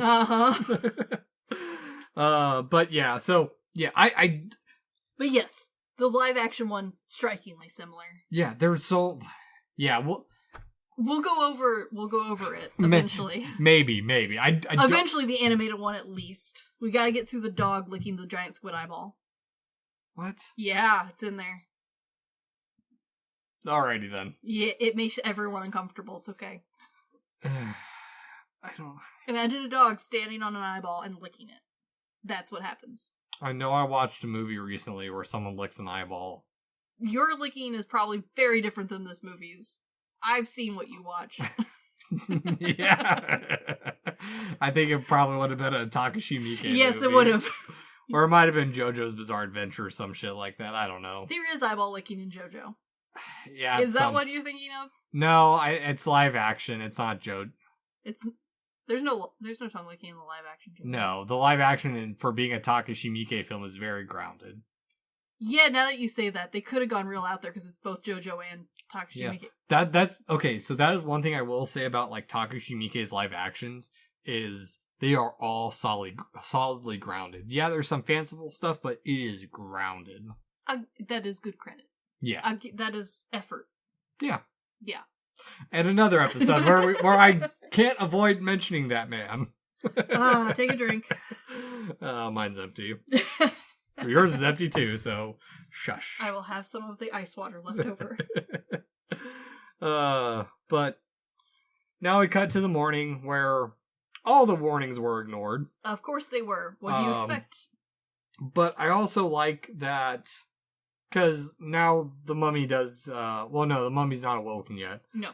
But I do like that how this movie sets everything up. The curse isn't just finding the mummy. No. And just... It's like a multi-part curse. Yeah, and then boom, the curse is in action. I like that it's also like a building curse. Yeah, well, and on top of that, so, like, first off, like, someone has to find the jars. Yeah. The mummy has to be opened. Yeah. Actually, I don't know if the mummy has to be opened, but... It does help with the mummy coming back to life if you already have him open. Yeah, it's like eating candy if... It's like trying to eat candy through a wrapper. It's easier if the wrapper is undone. You can do it, but it is not as pleasant. Also need to remind people we used to eat mummies. Yeah, fucking Victorians. God damn it. I'm still mad about Mummy Brown, the paint color. Yeah. God damn it, Victorians. Yeah. We could have had so many more mummies. For those who don't know, the reason we have a lack of mummies and why it's a trade now is because people used to eat them or grind them into powder to make pigments. And also, if you were rich enough, you could just have a mummy and then have a mummy unwrapping party. And then what did you do with the mummy after you got done unwrapping it? Throw it away. Oh, the English. Oh, the Victorians. Them specifically. They fucked with so much history, man. Yeah. They just made shit up. Yeah. And now we have to deal with it. And try and refigure it out. God damn it. Insulting the French and the English. 2 countries in one episode. Specifically the Victorian English, though. I'll get around to the modern day ones later.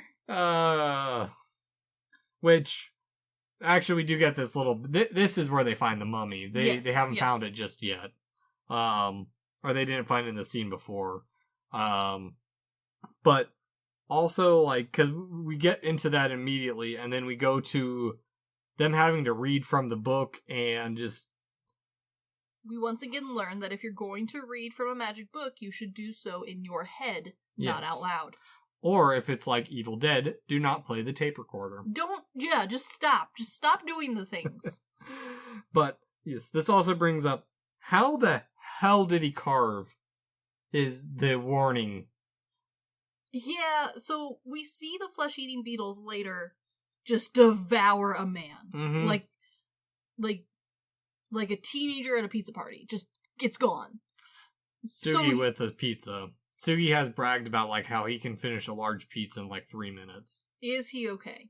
Does he need to see a doctor? Yeah, because all he lives off is, like, fucking, Powerade and Cliff Bars. Okay, well, pizza is probably the most nutritionally dense thing, then. Yeah, I'm curious what to see Sugi's gonna eat. Oh, by the way, look forward to a special episode in October, because I'm going to be up in Nebraska with Sugi, Logic, and Actuality for a interesting one. We'll reveal the topic later, but ooh, very exciting. Yeah, but yeah. So we know the beetles can eat very fast, like under a minute fast. Mm-hmm. So, but like those letters are carved in deep. Yeah, they're carved in like a Dremel tool deep. Going back to JoJo. Uh-huh. Because I recently reread Volume 1. Okay, so this is why it's in my mind. It's when he carves his and the girl's name into the tree with a knife. Yeah, like really just digging in there. Yes. Yeah. I mean, if you're desperate enough. I mean, if your fingers are whittled down to bone. Okay. Not saying it's something that you should Google, but I have Googled. And it would take a long-ass time to get that deep with that many characters that he had. Remember, he is cursed. Does the curse make his nails regrow real fast? Or does the curse... Here's the thing with the curse. The curse is so loose in its explanation. Is like, does he have to die for the curse to work? Or is he cursed from the moment they perform the ritual? Okay. I like that. Because if he's been in there for a real fucking long time, I would buy it. Yeah, because I feel the scarabs are at that point of... And on top of that, like, even if he is... At some point, if he carves all that in, even if he was able to get out of his sarcophagus, he still has an entire statue to go through. That's true. Remember, they built a statue around this man. They really didn't want him coming back. No. Yeah, they did try fairly hard. Not real hard, but, a good solid 8 out of 10. I'd give them a fucking 10 out of 10. They buried him in a city that got... Well, I'll scratch it. I'll give them a 9 out of 10. Because they buried a city and a shit ton of treasure. They did bury a lot of treasure, but I recently saw pictures of, like, an old-timey skeleton found with a knife strapped across her throat. What? Yeah, she was buried with a knife strapped across her throat. Was it like one of the vampire burials? I assume so, but they assumed this bitch was coming back from the dead, so they buried a knife across her so that way if she woke up, she'd decapitate herself. Vampire or something. Probably. Or witch, it's hard to say. Could be both. Vampire, witch. I did not read the entire article. I did not have time. I was too busy looking at the photo. Interesting. So again, 8 out of 10 could have had more booby traps. But that's still a solid 8 out of 10. That is a passing score by a long shot. 8 out of 10 could have more boobies. Could have had more boobies. Yeah, I mean, there is a good, decent number, but yeah, we could have had more boobies. Yes. Yeah. At least in The Mummy Returns, there is a lot more... They went a little riskier. I think they had the more free way to do that. They also knew that people were watching the first one for the beautiful people. Yes. Because I think O'Connor spends a lot of time with his shirt unbuttoned to the second one, too. Now that you mentioned that, his shirt is buttoned up pretty much this whole time, too. Yeah. There is no nips on either side. I believe. No. But we get a good scare on the Americans as they open up their own cartridge of something that spews some dust, but it's not acid. Good for them, I guess. Yeah, we learn a little bit more about the hum dye that supposedly was written but never performed. And it's supposed to bring about the plagues of Egypt, which, by the way, noticeably pestilence of livestock and death of the firstborn son are missing from this movie. Yeah, also, didn't the Nile supposed to run with blood? The waters will run with blood. Which, I mean, I assume would be the Nile since we're in a desert. But we do get that later. We do get that later. I'll give them that. Boils? Do we ever get the boils? Yeah, at the end when Imhotep's fully in charge. Yeah. Okay, alright. So we did in the wrong order, but we do go through them. Yeah. Alright, fine. And missing a couple, but... the boring ones, really. It happens off screen. And, like, our main people, we don't want Joshua to die. He would have been the firstborn son. Can't have that. Yeah, that's exactly why they didn't do it, because Jonathan would have died. Yeah, sorry, and Jonathan. Potentially O'Connor. Or O'Connell. I like to assume that he is the youngest child. He radiates either middle or youngest child energy to me. He's not the oldest. He might be the only child. Okay. It doesn't feel doty enough. He radiates orphan energy to me. Yeah, okay, I'll give you that. Orphan energy. He radiates orphan energy real hard. But orphan that had other siblings just doesn't know it yet. Actually, no, I think with what we see in every other movie, he has 0 siblings or mentions of family, so I am... Yeah, okay, he radiates Disney orphan energy, doesn't he? Action-adventure orphan energy. Yeah. Or, fuck, what's the, shit, what's the... More? You want more? Oh, Oliver? Okay, yes, that one. Okay. A little bit of that energy.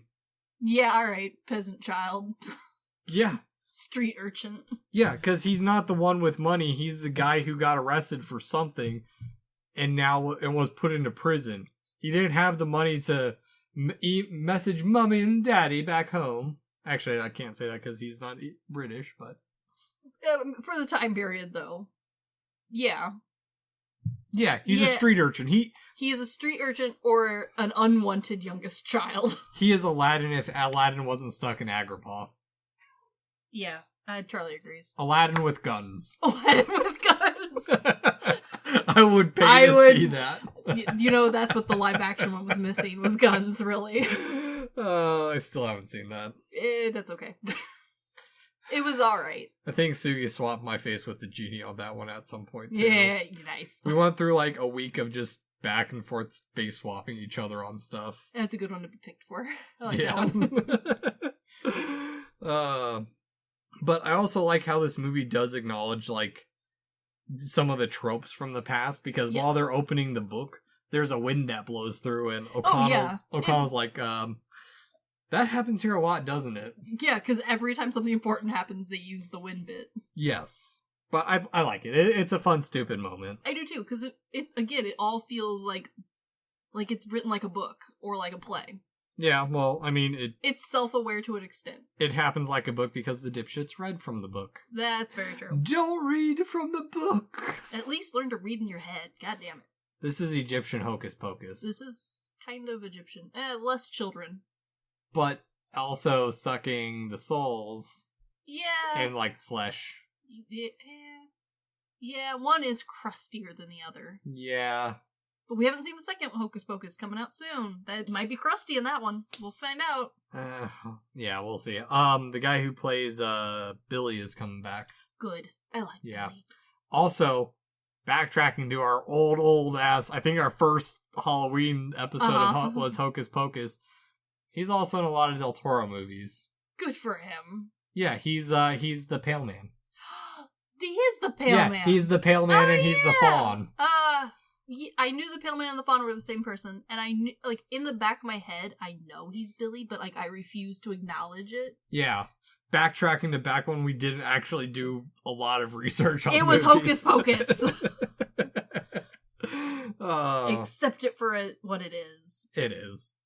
But the mummy is awoken, and there's a swarm of locusts. As one does. To note, the special effects and the graphic levels of this movie, they tried so hard to keep this PG-13. They tried real hard. Because this is where the movie goes almost full horror. Yes. But they really pulled back, so that way there wasn't, like, blood, there wasn't, like... We just mostly get Jerky Man. Yes. Yeah. Which is good and scary. Like, he's good and scary mummy. I feel like Jerky Man is like the arch nemesis of Pepsi Man. They are opposites. Yes. One is too fleshy and the other is not fleshy. One is semi-hydrated, one is not hydrated. Yeah. Yeah. True. Yeah. Also, with the locust happening, I love that, this is my least favorite thing in movies, is everyone runs into the place where the weird shit's been happening. That's true. Yeah. It makes me think of this shitty movie I saw in theaters. I think I went to a midnight screening with my brother's friend Marcos. We went and saw the Chernobyl Diaries. Oh, yes. Okay. And they everything starts coming out of the basements that they got out of. What do they do right away? Run right back into the basements. You gotta check it out. You gotta look at it, right? No. No, you don't. No. Run away. Run far away. Yeah. And also we get another bit of seeing results of the actions rather than the actual violence. He gets interrupted sucking the eyes and tongue out of a guy. But I like that while we don't see the direct, like, gory part, we aren't left questioning anything. No. Because we later get to see the guy and, like, him with no tongue and eyes. Mm-hmm. Granted, not very gory, could have been bloodier, could have been grosser. But, like, it's a good, spooky, like, oh shit, he's taken bits from people. Yeah. Like, yeah. I like it. Which also, this complex is quite large from what we've seen. As far as we've seen before, it's like 2 hallways. Yeah, we've added rooms for sure. Sorry, there's a second floor at least, or a second basement at least. Yeah, definitely. Also, Benny's yeah, fucking Beni. He's the comedic relief. There's the very, Velma, I lost my glasses. But, like, we had that joke set up way early on the boat. So, like, I don't hate the stupid glasses joke. No, not at all. Mostly because, like, we've spent half a movie setting up this joke. Yes, well, and also we've got another setup happening too, where Emotep sees Evelyn and he mistakes her as an Oxuna Moon. Yes. Which was a cut gag from the movie that part of the reason the first guy loses his mouth and tongue, one, we have to give him his voice, and also he has to see, but also the mummy or Emotep was supposed to have bad eyesight.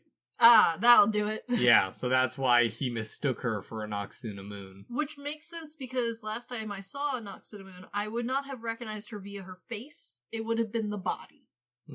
Yes. And while Evelyn is a delight, a little hard to mistake her for the long dead priestess. Yeah, a bit hard to mistake her for someone who's nude underneath a layer of paint. Yeah, and wearing some fancy mesh. No, Oxuna Moon's not wearing anything. I think she's wearing a front piece. There's like a apron mesh. Ish. Yeah. Covering the private. Just enough. Yeah. Just enough. Just enough so that way it's not a rated R movie. Yes. Just for that person. X by that point. Yeah. We're not going Caligula with this historical reenactment. Might be able to blur just a little bit. Yeah. Actually, I might go back and see that now. I don't know. I wasn't paying attention. I was paying attention to the gold tits. You know? I think that was everyone's problem.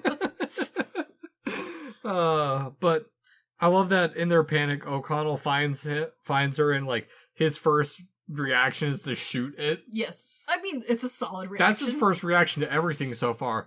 The Magi appear. He shoots them. The mummy appears. He shoots it. There is a reason, though, why he's not dead. And it's because he shoots it. Shoots first, asks question later. Yeah, apologize after it's dead. Yes. Which I love that they get the hell out of there. And they get like, we told you to leave, and now you've awoken the curse. How dare you? And they're just like, all right, well, we're all doomed. You guys can live now. We're not going to kill you. There was no consequence for you guys waking this thing. Yeah, that has always been a question in my mind, because, like, they don't try super hard to, like, prevent these people. No. From awaking the mummy. Oh, no, not really. Not, like, super hard. Like, we could have ended this a while ago. They tried, but there was dynamite, and the two main their two leaders could have died.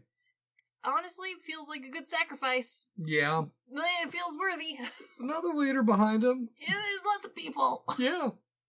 But also the cheesy moment where, like, somehow Emotep has been able to, I don't know, tunnel through stone like some Pokemon and burst his hand out like a living dead zombie. Yes, I do like that. I like to think that he has absorbed the beetle energy and is now one with them. Yeah.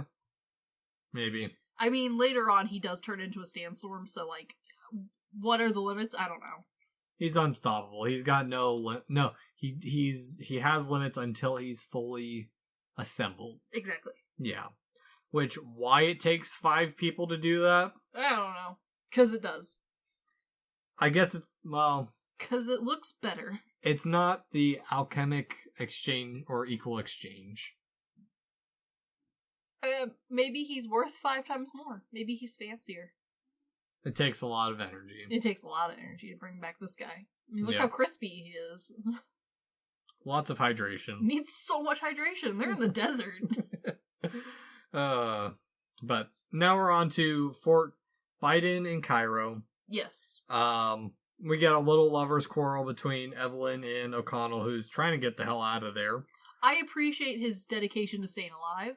And keeping her alive, because she is his goal. I appreciate that, like, that the love interest story has finally, like, come into fruition, right? Mm-hmm. But we are not so centered on it that it's become weird. No. Like, it's just now helping keep people in Cairo. Or in the desert, in this case. Yeah, for the most part, because there is another part that keeps them back and interested in it, so... Yeah. But O'Connell locks her in, which seems to... Well, I mean, it's the 20s, so I don't think code was too much of a thing. That was not a thing at all. Hadn't been invented yet. But I love how all the men's solution is just to go to the bar. A good solution, really. where we meet probably my favorite side character in this movie. Yes. Captain Winston Havelock, portrayed by Bernard Fox, who is also Colonel Archibald Grace in Titanic. Yeah, he looks exactly the same. Yeah. I love it. A portly old War pilot dude who survived and wishes he died. Yes. He is so tired of living, basically. Please kill this man. Yeah. Also easily distracted. Very. Mostly by booze. Yeah.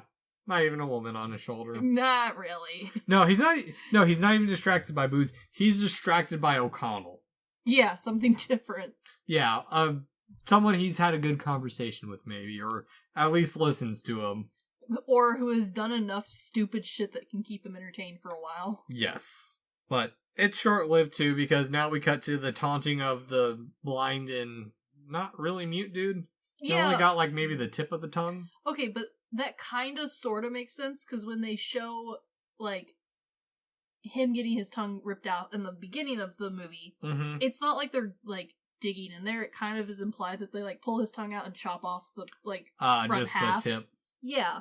Which, like... They played a game of just the tip, but with a tongue. Yeah. So, like, I know some people have, like, complained, like, oh, he shouldn't be able to talk like that at all because he has no tongue. I don't think it's that he has no tongue. I think he's just missing a good chunk of it. A sizable front part. Yeah,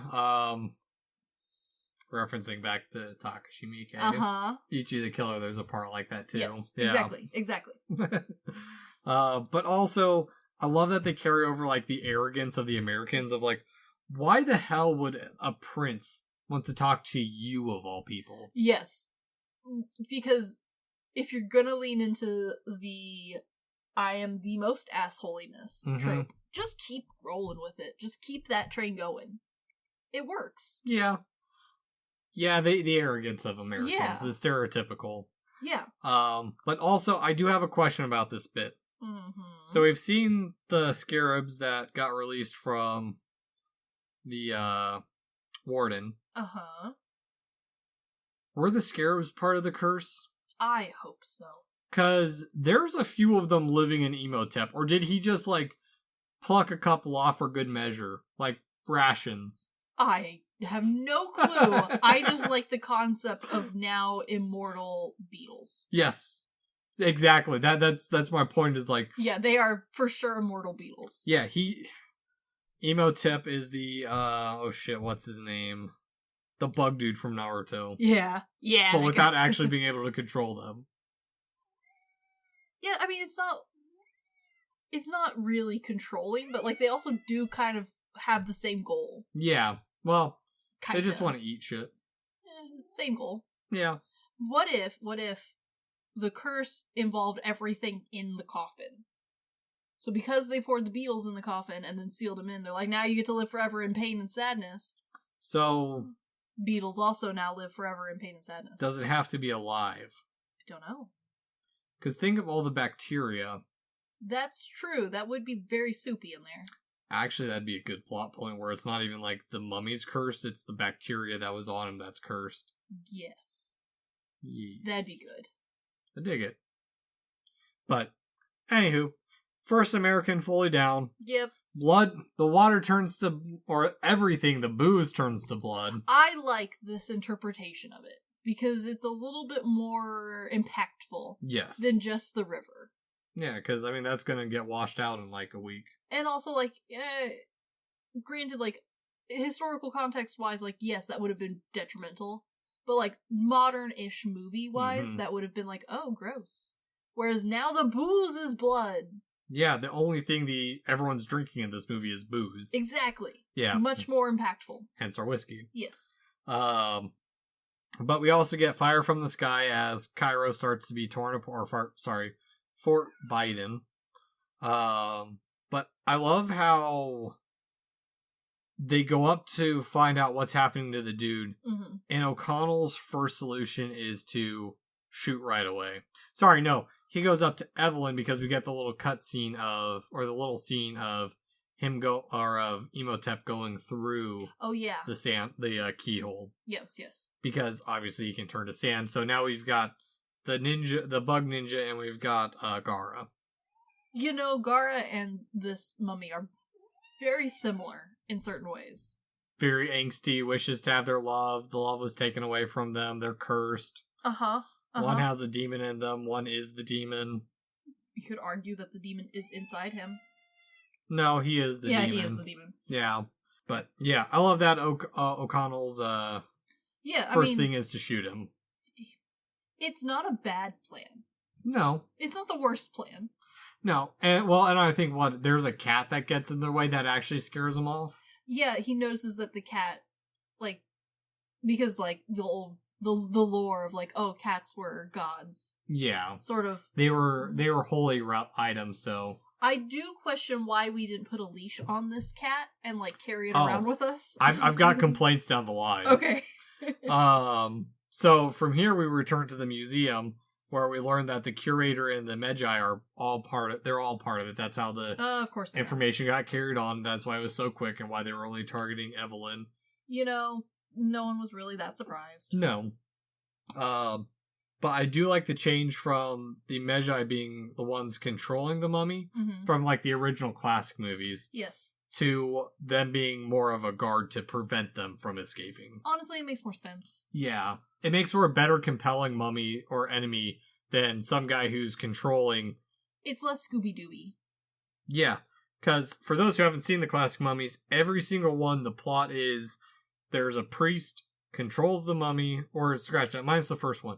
Everyone after the first one, there's a new priest, controls the mummy, eventually falls in love with the main character's love interest. Surprise. Has to kill the priest. Oh, man. Yeah, it's the same fucking thing, and then it takes place in America for the last three. You know, why not? Yeah. Why not? Yeah.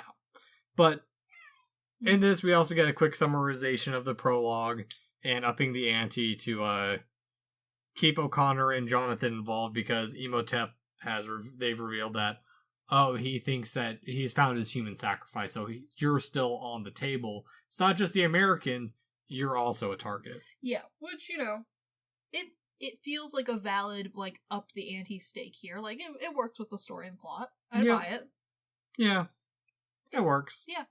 And then we get a little bit where Beni's panic treasure hunting / pillaging. You know, at this point, Beni, you do you, my dude. Yeah. I don't even care anymore. Which, I love how O'Connell just throws a chair at him. Yes.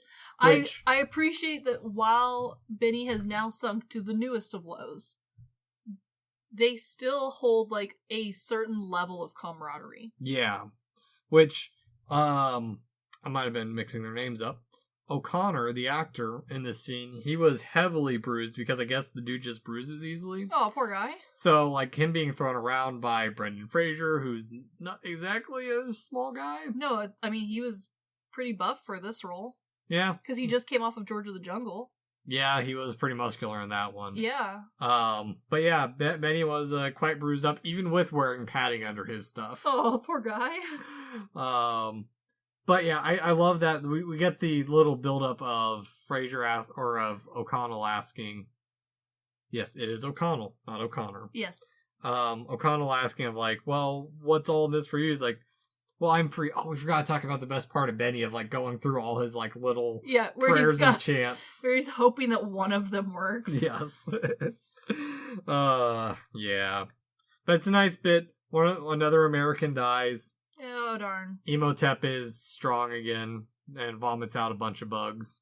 Like you do. You know, when you're starting to feel less beef jerky, you just gotta vomit a bunch of bugs. Yep. And now it is drinking time again. You know, really, that's kind of the whole movie. So here's the bit, which I think is the dumbest part. Okay. So O'Connell goes down to drink with everyone else. And one of the Americans sends the other American off to get him a bourbon. A bourbon chaser. And a bourbon chaser for his chaser. Okay. So this is the stupidest bit.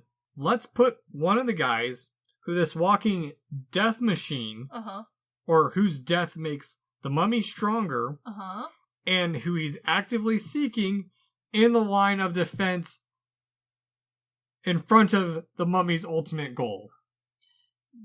Okay, yeah. Yeah. Yeah, that is not right. And not just one of them, two of them initially. A good point. A good point. We already know guns don't affect this guy. But, like, you can hope. What else are they gonna do? They're Americans. They gotta shoot it. But the one that he's not trying to fucking get powered off of. Yeah. And also, I mean, it's a good showing of his Imhotep's building of power because he kills the guy as a sandstorm. Yeah, which is pretty dope. Yeah. It also goes to kiss Evelyn, which I bet his breath is very foul. Right. But also, they scare him away again with another cat, which... This, both, like, so many cats, but also not enough cats. Why don't they just lock her in a room with cats? Why wouldn't the Magi just build a pyramid of cats? Does it have to be a live cat? Yeah, exactly. Why don't you entomb him in a cat? Why don't they just, like, gather all the stray cats of Egypt? I'm sure there's plenty. And, like, take them to this spot, feed them regularly, make sure there's catnip laying around, you know, laser pointer. Now, the real question, does it have to be live cats? Either way, I still feel like it's worth it. Yeah, just put a ring of cat. Or better yet, do a reverse pentagram of protection. Just make a stupid kawaii fucking Hello Kitty picture around him. Granted, Hello Kitty's not around, but... I feel like, though, we could have, you know, used the cats to our advantage somehow. Put a cat over the doorway. Just... Well, to be fair, we did see him climb out like a zombie, but... You know, feed the cat near the doorway 3 times a day. Then you're at least covered during those times. Roughly. And then you start to get an hour before and an hour after because they're hungry. And then that cat has cats, brings the kittens. And by eventually you just get a swarm of cats who live at this place. Hamunatra. The kingdom of cats. Yeah. It's a fun bit, but... Yeah. I like it, but also, like, they do not explain why they don't just carry around a cat from now on. Yeah. They just ignore the cat after this. Well, so after... They do mention that after he is fully formed again, he will not be afraid of anything. So the cats only work until... Again, put a cat on everybody. Yeah, exactly. Give everyone a cat. Hell, mummify a cat and just tie it around his neck. That would work. Or make a cat suit around him like the bear in Midsummer. That would do it, I think. I hope. I don't know. It doesn't explain if it has to be a live or full cat. That is true. That is true. I don't know. Now we return back to the museum, and the masses have surrounded the group. Of course. The final curse of boils and souls. Or boils and sores. Soils. Which... I love that Jonathan tries to blend in and does very well with it. Yes, I do. I like that. There is, which, by the way, the director talked about how he hated the extras in this movie. Really? No, he said everyone besides, every horse scene you see is check riders. Mm-hmm. All the local people were the worst to work with, he said. There was one dude specifically that kept having to redo shots, and there was a guy who would just not stop looking at the camera. Just dead on, huh? Yeah, and so they had to paint out his eyes. Yeah. And they said that was the whole movie, is like, they could not give anyone direction besides, like, the Czech dudes. Aw. Yeah. That stinks. Yeah, I mean... but also hilarious. They're working in a small desert town, so of course there's not going to be a lot of people that will... That have, like, been an extra before? Extra or understand cameras 100%, maybe. Yeah. I don't know. I mean, it's the 90s. There's not like a giant acting school in the middle of the desert? I'm sure there is. I'm sure Cairo has a film school. I'm sure now they do. Yeah. I don't know about the 90s. I assume, but I have no idea. No clue. But now time to escape GTA style as they drive through the masses, which... Like you do. I do love that quickly before this, they wouldn't kill anyone. And now they're like, fuck it, let's go. Yeah, exactly. They changed their minds real quick once they were under Imhotep's control. Yeah. Also doesn't lead to anything, because as cool as the scene is, and they're driving through the alleys, they still get cornered, and Evelyn is sacrificed so they can escape. Yep. I mean, it was a cool scene, but also, like, we did need to get to this point in the movie somehow. Yeah. Quick turnaround, too. Yeah. Because they get through the sewers somehow, and we're off to go see Winston for adventure. Finally. Because, which, honestly, at this point, I think getting to Hamunaptra is pretty fucking easy. Yeah, it feels like it, doesn't it? Yeah. Yeah. Because they're able to guide Winston to it pretty easily without the mirage or anything. At this point, the puzzle's already been solved. They already know where it's at. Yeah. Because on top of that, Imhotep is traveling by sand tornado, Which as one does. Is cool. Cooler than a stupid magical carpet. Yeah. Yeah. Magic carpets are pretty stupid. Yeah, just a little bit. Yeah, it's like, well, I've got a magical 4x4, and by 4x4 I mean like plywood plank. Oh, I thought you meant like a car, and I was gonna be like, a magical 4x4 sounds cool. I feel like that's something Ron's dad would have done.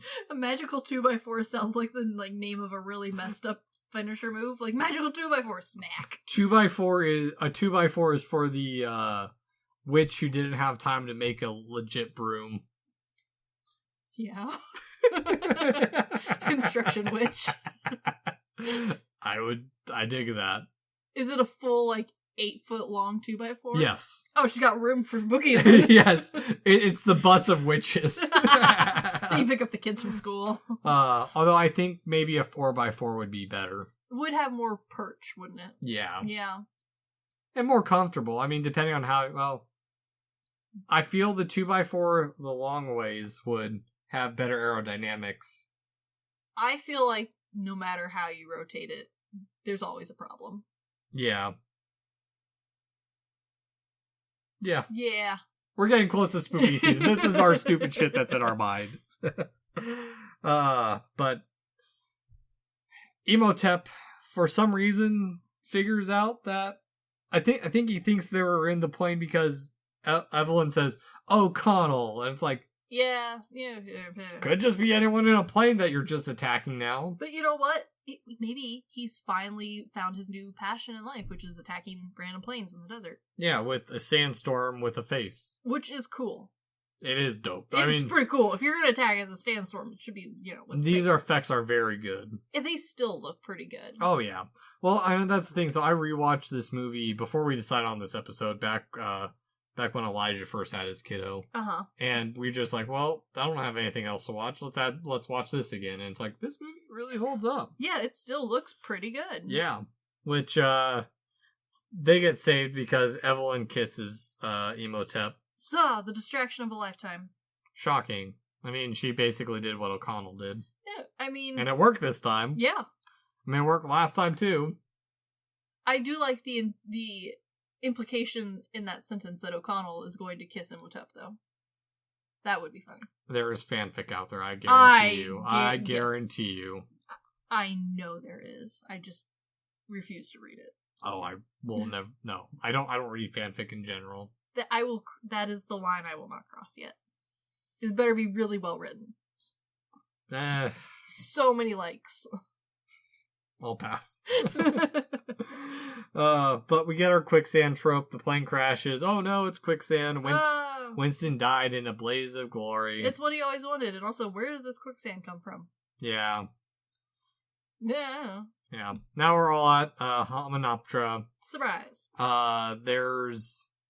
It's a very slow rescue, but at the same time, their actions are pretty stupid because also we get to see more of Hamunaptra, and that's actually fancy. Yes. But O'Connell shoots a scarab that alerts Imhotep to their presence.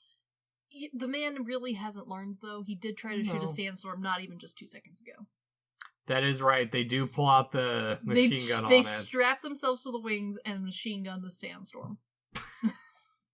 This is his only way to cope with things. He doesn't know any other method. Oh, that just makes me think of that stupid bit in Assassination Classroom where I have my ramen, I put oil, green onions, and a gun. Yes. Yeah, that's him. Guns and everything. That's the movie, really. Which Imhotep starts summoning some more minions, which... Yeah, like you do. There's a small bit that I caught that I really like. Uh-huh. In the background, Beni starts clinging to Evelyn, and she's, smacking him off of her. Yes. It's great. But also no hesitation to start mowing the mummies down as well. It is an action movie. Yeah, We do need action. Yeah, and I mean, we really, the end of this movie is so fast paced because yes, I mean, in the chaos, Benny sneaks away to start sneaking away gold. like a Beni. There's ritual time as they found the golden book. Of course. The liquid Dementor's back. Surprise. Time to fight some more mummies. Yeah. Which the soldier mummies were almost scrapped. But they look so cool. They do, and also early use of mocap. Oh, nice. Yeah, besides them crawling on the walls, which is cool too. It is very cool. It is very spooky. But what I like about this ending scene is that Jonathan is somewhat useful. Yes. Jonathan finally feels like he has finally gotten a minuscule amount of character growth. Yes. Well, and on top of that, like, we know he can read a little bit of Egyptian. Just enough. But not enough to actually do shit. It always feels like he himself is smart, Mm-hmm. but his sister's so much smarter that he just kind of stopped trying.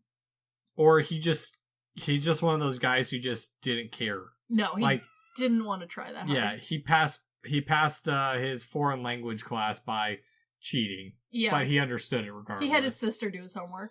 Yes, pretty much. And then managed to retain some of it. Yeah. Which other bits I like about this part is O'Connell screaming at the mummies. Yes, I like this as well. There's a good bit of like actiony humor, where it's not true humor, but also like it's a good break in the action. Yeah, a good breath. Oh yeah, no, exactly, and it's just so well put together because it is that very, instead of running to the airport to meet the girl, it's that same parallel action of are they going to survive? Is she going to be killed? Is one of them going to be killed? Because there is plenty of people here that, like, if we lost somebody, it would be reasonable as far as writing-wise. We'd be sad, but we've got everyone else. Yeah, and at this point, everyone is kind of bumbling besides Imhotep. Yeah, true. Yeah, even O'Connell is just, like, barely handling mummies. Again, the guns are not working. No, exactly. And so, finally, the corpse of the mummy of Anaxunamun does get summoned at this point too. You know, it took a while, but we got there. We get like Evelyn fights it. They kill it, but Anaxunamun is killed by the soldiers that Jonathan is able to take control of. Because Jonathan again learned just enough. Yes, and again, good use of shadows, which the director said this scene specifically was stylized for the film. He was inspired by German Expressionism, and specifically Michael Curtis, who directed Casablanca and Captain Blood, which I mentioned the second one because Captain Blood starred Errol Flynn, who I mentioned at the start of the movie. Yes, and also like it is a very direct use of the shadows. Like it's very clear. It's fun. It's even on the angle and everything. Yeah, it's that off kilter. It doesn't feel like the Dutch angle, but it's just enough where like everything's like nothing's square up. No, exactly, just off kilter enough. Yeah. Also, so Imhotep does grab O'Connell at some point and is going to kill him. Yeah, you know. Why does his mouth open like that? Because scary. It's a stupid moment. I didn't like it as a kid, and it's still stupid. It is. I will give them credit for reimagining that, like, mummy mouth in the second one. They did, like, take it somewhere. Yeah. It's just not in this film. Okay, yeah. It's a weird part for it. It feels like, well, we've already done this a couple times, time to do it again. Yeah, I mean, it's weird, but it does add a layer of spooky, because now he's not a, decomposed flesh bag. Mm-hmm. He's, like, a person. Yeah. Yeah, and now we also get Evelyn actually doing her thing where she curses Imhotep, makes him mortal. Jonathan kills him in a very cool moment of, what did that do? He's mortal as immediately he stabs him. Yes, it's very well timed. But also at this time, Beni hits a lever, the city sinks. God fucking damn it, Beni. They drop the book. Evelyn's distracted by the book like the big old nerd she is. Yes, she is. And Beni gets stuck because of him trying to keep the treasure, and He gets locked in with the scarabs. And honestly, no one was sad at all. Which, Goodbye, Beni. where these scarabs came from, who knows? Again, immortal scarabs. Yeah. Even O'Connell says, goodbye, Beni. Yeah, but I do appreciate that while Beni is kind of the bad guy in this film, like, he's at least the more present bad guy. Yeah. At no point does anyone, like, the idea of just shooting Beni isn't, like, a hard and fast rule. No. It's like, oh, I got frustrated, I could shoot you, Beni. But at no point does anyone just go, you know what would end my misery right now? If Beni died. Well, because Beni doesn't feel like a major inconvenience. He's just like, he's a minor inconvenience. That who just happens to lead to major problems. Yeah, you keep him around because he's a dipshit and he's entertaining. Yes. Yeah, exactly. But Hamnacha collapses in a very epic moment. It is cool. The last three ride off into the sunset as they've earned the respect of the Magi. Yay! They did it. Yeah. But honestly, like, it's that classic ending of like, oh, everyone lived. You know, we know he gets the girl. Yeah. Well, like, we've solved the problem. Yeah, because that's the thing is like John, and they're all oblivious to the fact that their camels have probably millions of dollars of treasure on them. Yes. And Jonathan's like, oh, well, we didn't get our treasure. And O'Connell does the whole cheesy line, well, I found mine. Ah, so cute. But yeah. then they're rich. And also set up the scepter for the next movie. Yeah, which honestly, not a bad, like, transition for a second. No, it's a fun end to it. Yeah, so. like, I don't hate that this movie from the get-go was like, what if there was another one? Yeah, it's cheesy in all the right parts without, like, even not without, like, fully leaving on, like, a cliffhanger of, like, oh, but they forgot. Here's what it's not like. It's not like the third Mummy movie, which and so fucking stupidly of like, Jonathan, well, I'm gonna go to Peru. At least they don't have mummies there. I'm surprised there's definitely mummies in Peru. Well, then there was the stupid liner afterwards. Shortly after moving to Peru, Jonathan found out that there were indeed mummies in Peru, and it's like, yeah, which I mean, it's funny, but like, it's such a stupid end to it. Yeah, it's too much. Yeah. This one is a nice, subtle... Because, like, if they hadn't made a second one, mm-hmm. you wouldn't be missing anything. No. You would just have the, like, adventure left in your mind of, like, oh, there could be. Yeah, exactly. Which is how I enjoy a franchise and, to go. And that's exactly what I harp about on all franchises. Make one good movie and then go from there. Exactly. Yeah. So that's The Mummy. Yeah, a delight. Which I had in reading the good old Wikipedia that I guess initially the test audience didn't like the title and thought it was too old school. Which is... It is descriptive, though. Well, I think it's kind of funny in hindsight now because every time, like, especially when I was doing the classic mummies, when I said, oh yeah, I'm watching the old mummy movies, everyone's like, oh, the Brendan Fraser one? Those are good. Like, no, the really old ones. Yeah, the one that's like 6 years before that. Yeah. At this point, like, you can't imagine a different name. Yeah, and so they actually, Universal actually wasn't hopeful for this movie until after a Super Bowl ad that turned around everyone's perspective, which led to be the 9th biggest opening movie of all time at that point. And now has one of the largest cult followings of all time. Yes, because here's the thing too. As much as we love it, and I think part of it is heavily our nostalgia, of course, and also us growing up with it. Definitely. But when it released, despite being a lot of people going to it, it was critically mixed with audience being higher, but still it wasn't like, oh, this is a perfect 10 out of 10 movie. Which, as we have learned, a good cult classic should be somewhat hated when it comes out. Yes, or like even then, like not in the high range, because so a perfect movie never will be like the long-term lasting classic. Exactly. Is what we've learned. Well, exactly. And like I explained to my mom finally, like, because I watched Uncle Buck over the weekend. Okay. Which delightful movie too. And she's like, well, what did you think? And I'm like, I gave it a 7 out of 10. And she's like, what? It wasn't higher? And that's the thing, like, my parents, every time I say a movie's a 7 out of 10, they're like, oh, it's much higher than that. And like, no, 7's a good rating for me. But like, for me, like, cult ends up being like in the 5 or 6 range, where it's like, I don't really recommend this movie to people. Yeah. But it's like one of those ones where like, Mummy's one of those ones that's a higher ranking for me that... Yeah. But like, I forget it is kind of a cult movie. But at the same time, it is not a perfect movie. No. There's plenty in it that, like, you could go back and tweak. There's plenty of timing and pacing that could be arranged just a little bit better. Especially towards the end, it starts getting a little rushed.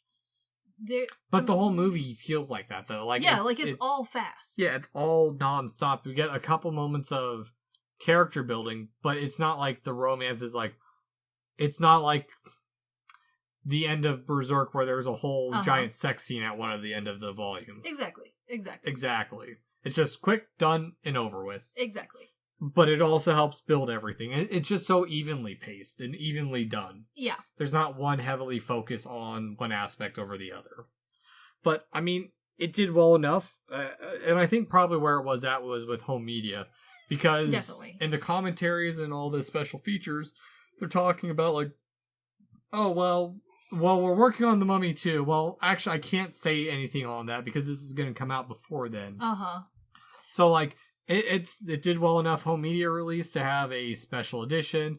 It spawned 2 sequels, few video game adaptations. Yeah. And then, of course, The Scorpion King. Yeah, which has 5 movies and an untitled reboot on the way that I found out about. I'm very excited. Yeah, maybe I will get caught up on them. But just so that you can bitch with me? Yeah, you've gotten me into watching a lot of other stuff that I normally wouldn't watch. Just because of, like, well, shit, I kind of want to watch how bad these are now, too. Like, but, like, yeah, like, The Mummy is so good. And even the second one is honestly pretty... Like, it's a pretty solid sequel. Is it perfect? No. But, like, as far as sequel goes, I will happily watch it. Yeah, but that's the point of these movies, too, is that they're not meant to be, like, these cinematic masterpieces. No. They're very self-aware of what kind of movie they are. But they know that, and they know that they're a fun story. And I think that's why people have, like, held on to them as long as they have, is because the story is really good. It's a well-balanced story. There's romance, there's action, there's horror. It's all in there. Yeah. Well, and I think that is one of the things that made it so good, is that Summers was in control of what he wanted to do with it. Definitely. Because from what it sounds like, some of the other directions that they could have gone with it would have been really boring. Yeah, exactly. Like, they talk about how much they had to cut, and it's like, yeah, I'm glad you cut that. That would have been stupid. It would have been stupid. But at the same time, like, I wouldn't hate if Summers came out with a much longer book version of this. No. Yeah, that'd be interesting enough. Yeah. Like, there's definitely plenty left to the imagination, which for a movie makes a good movie.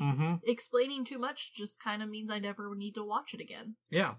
Well, and so I guess summing it up, like, there's a quote from Summers that I think really fits his goal and his vision for The Mummy, and I think he hit it on the head. He said, "I really wanted to do a big romantic adventure set in Egypt, and The Mummy offered me that and more." Yeah, I totally agree. Yeah, and I think that's part of it, is that he kept it so simple. The effects weren't super over the top. No, they all flow together well. Yeah, acting was great. Music worked well with it. Like, it's just one of those movies where it's not a amazing movie by any means. But, I mean, it is an amazing movie. Yeah. But it's not like... But, like, in its own way. Exactly. It embraced the campiness of itself. Definitely. And did what it needed to do. Definitely. Yeah. Yes. So, I guess at the end of it, Chris, what is your ranking of this movie? Oh, it's good, for sure. This movie is amazing. I love it. There's no argument. It's a good movie. I think... Yeah, and if anyone disagrees, then... Are you sure you watched the same movie as I did? Yeah, or get the stick out of your ass and just enjoy it for what it is. Exactly. So, because it's part of the show, do you recommend? To most people, yes. Yes. I totally understand that there is some people out there who, the action and the horror bits, like, this isn't gonna be their cup of tea. But that percentage of people is gonna be real low. I think most people are going to have a good time with this, even if it's not normally their jam. Oh, yeah. No, I mean, yeah, I think especially the first 2 movies in this franchise. Definitely. Granted, we try and keep them alone, but... But, like, if you're looking for a franchise to enjoy, the first 2 Mummies really are both stellar. Yeah. First one's obviously the superior one, because that's just how it is. Yeah. But, yeah, the Mummy franchise in general, not a bad thing to get into. No. Not the worst. No. Does it not go at all. downhill? Fucking course it does. Oh, God. Well, I mean... But, like, honestly, it's a fun slip and slide all the way down. And to be fair, Summers did direct the first two, and the third one was directed by the guy who did Triple X and the Fast and the Furious. And while I bitch about the third one, it is fun. I do enjoy watching it. I wouldn't say it's on the same par as these two. But, like, I don't hate it so violently that I refuse to ever watch it again. I just have to watch it around the main actor. Well, I mean, the third Mummy has Brendan Fraser in it. Yeah, it's just, he's not quite the same. Does that make sense? Yeah, and to be honest, I haven't watched it in a long time. I watched it when I lived in Italy in high school, so... Okay, yeah. Like, it's good. Like, I have fun with it, but it's not really about the same thing anymore. It's one of those movies that it feels like it was just a paycheck and trying to cash in on a franchise that... Yeah, it wasn't my favorite Brendan Fraser appearance. No. Which hurts, because, like, I really like him as an actor. Yeah. So I mostly just watched the first two. I agree with that. So, yeah, I don't know. It's a classic for a reason, I'll say that. Definitely. So, but, anywho, this has been The Good, the Bad, and the Weird. Thanks for listening. Peace.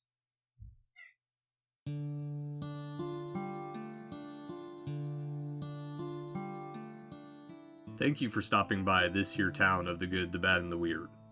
We appreciate your listenership, and if you want more of our takes in your life, feel free to check us out on social media at The Good, the Bad, and the Weird Podcast, or TGTBTW for short.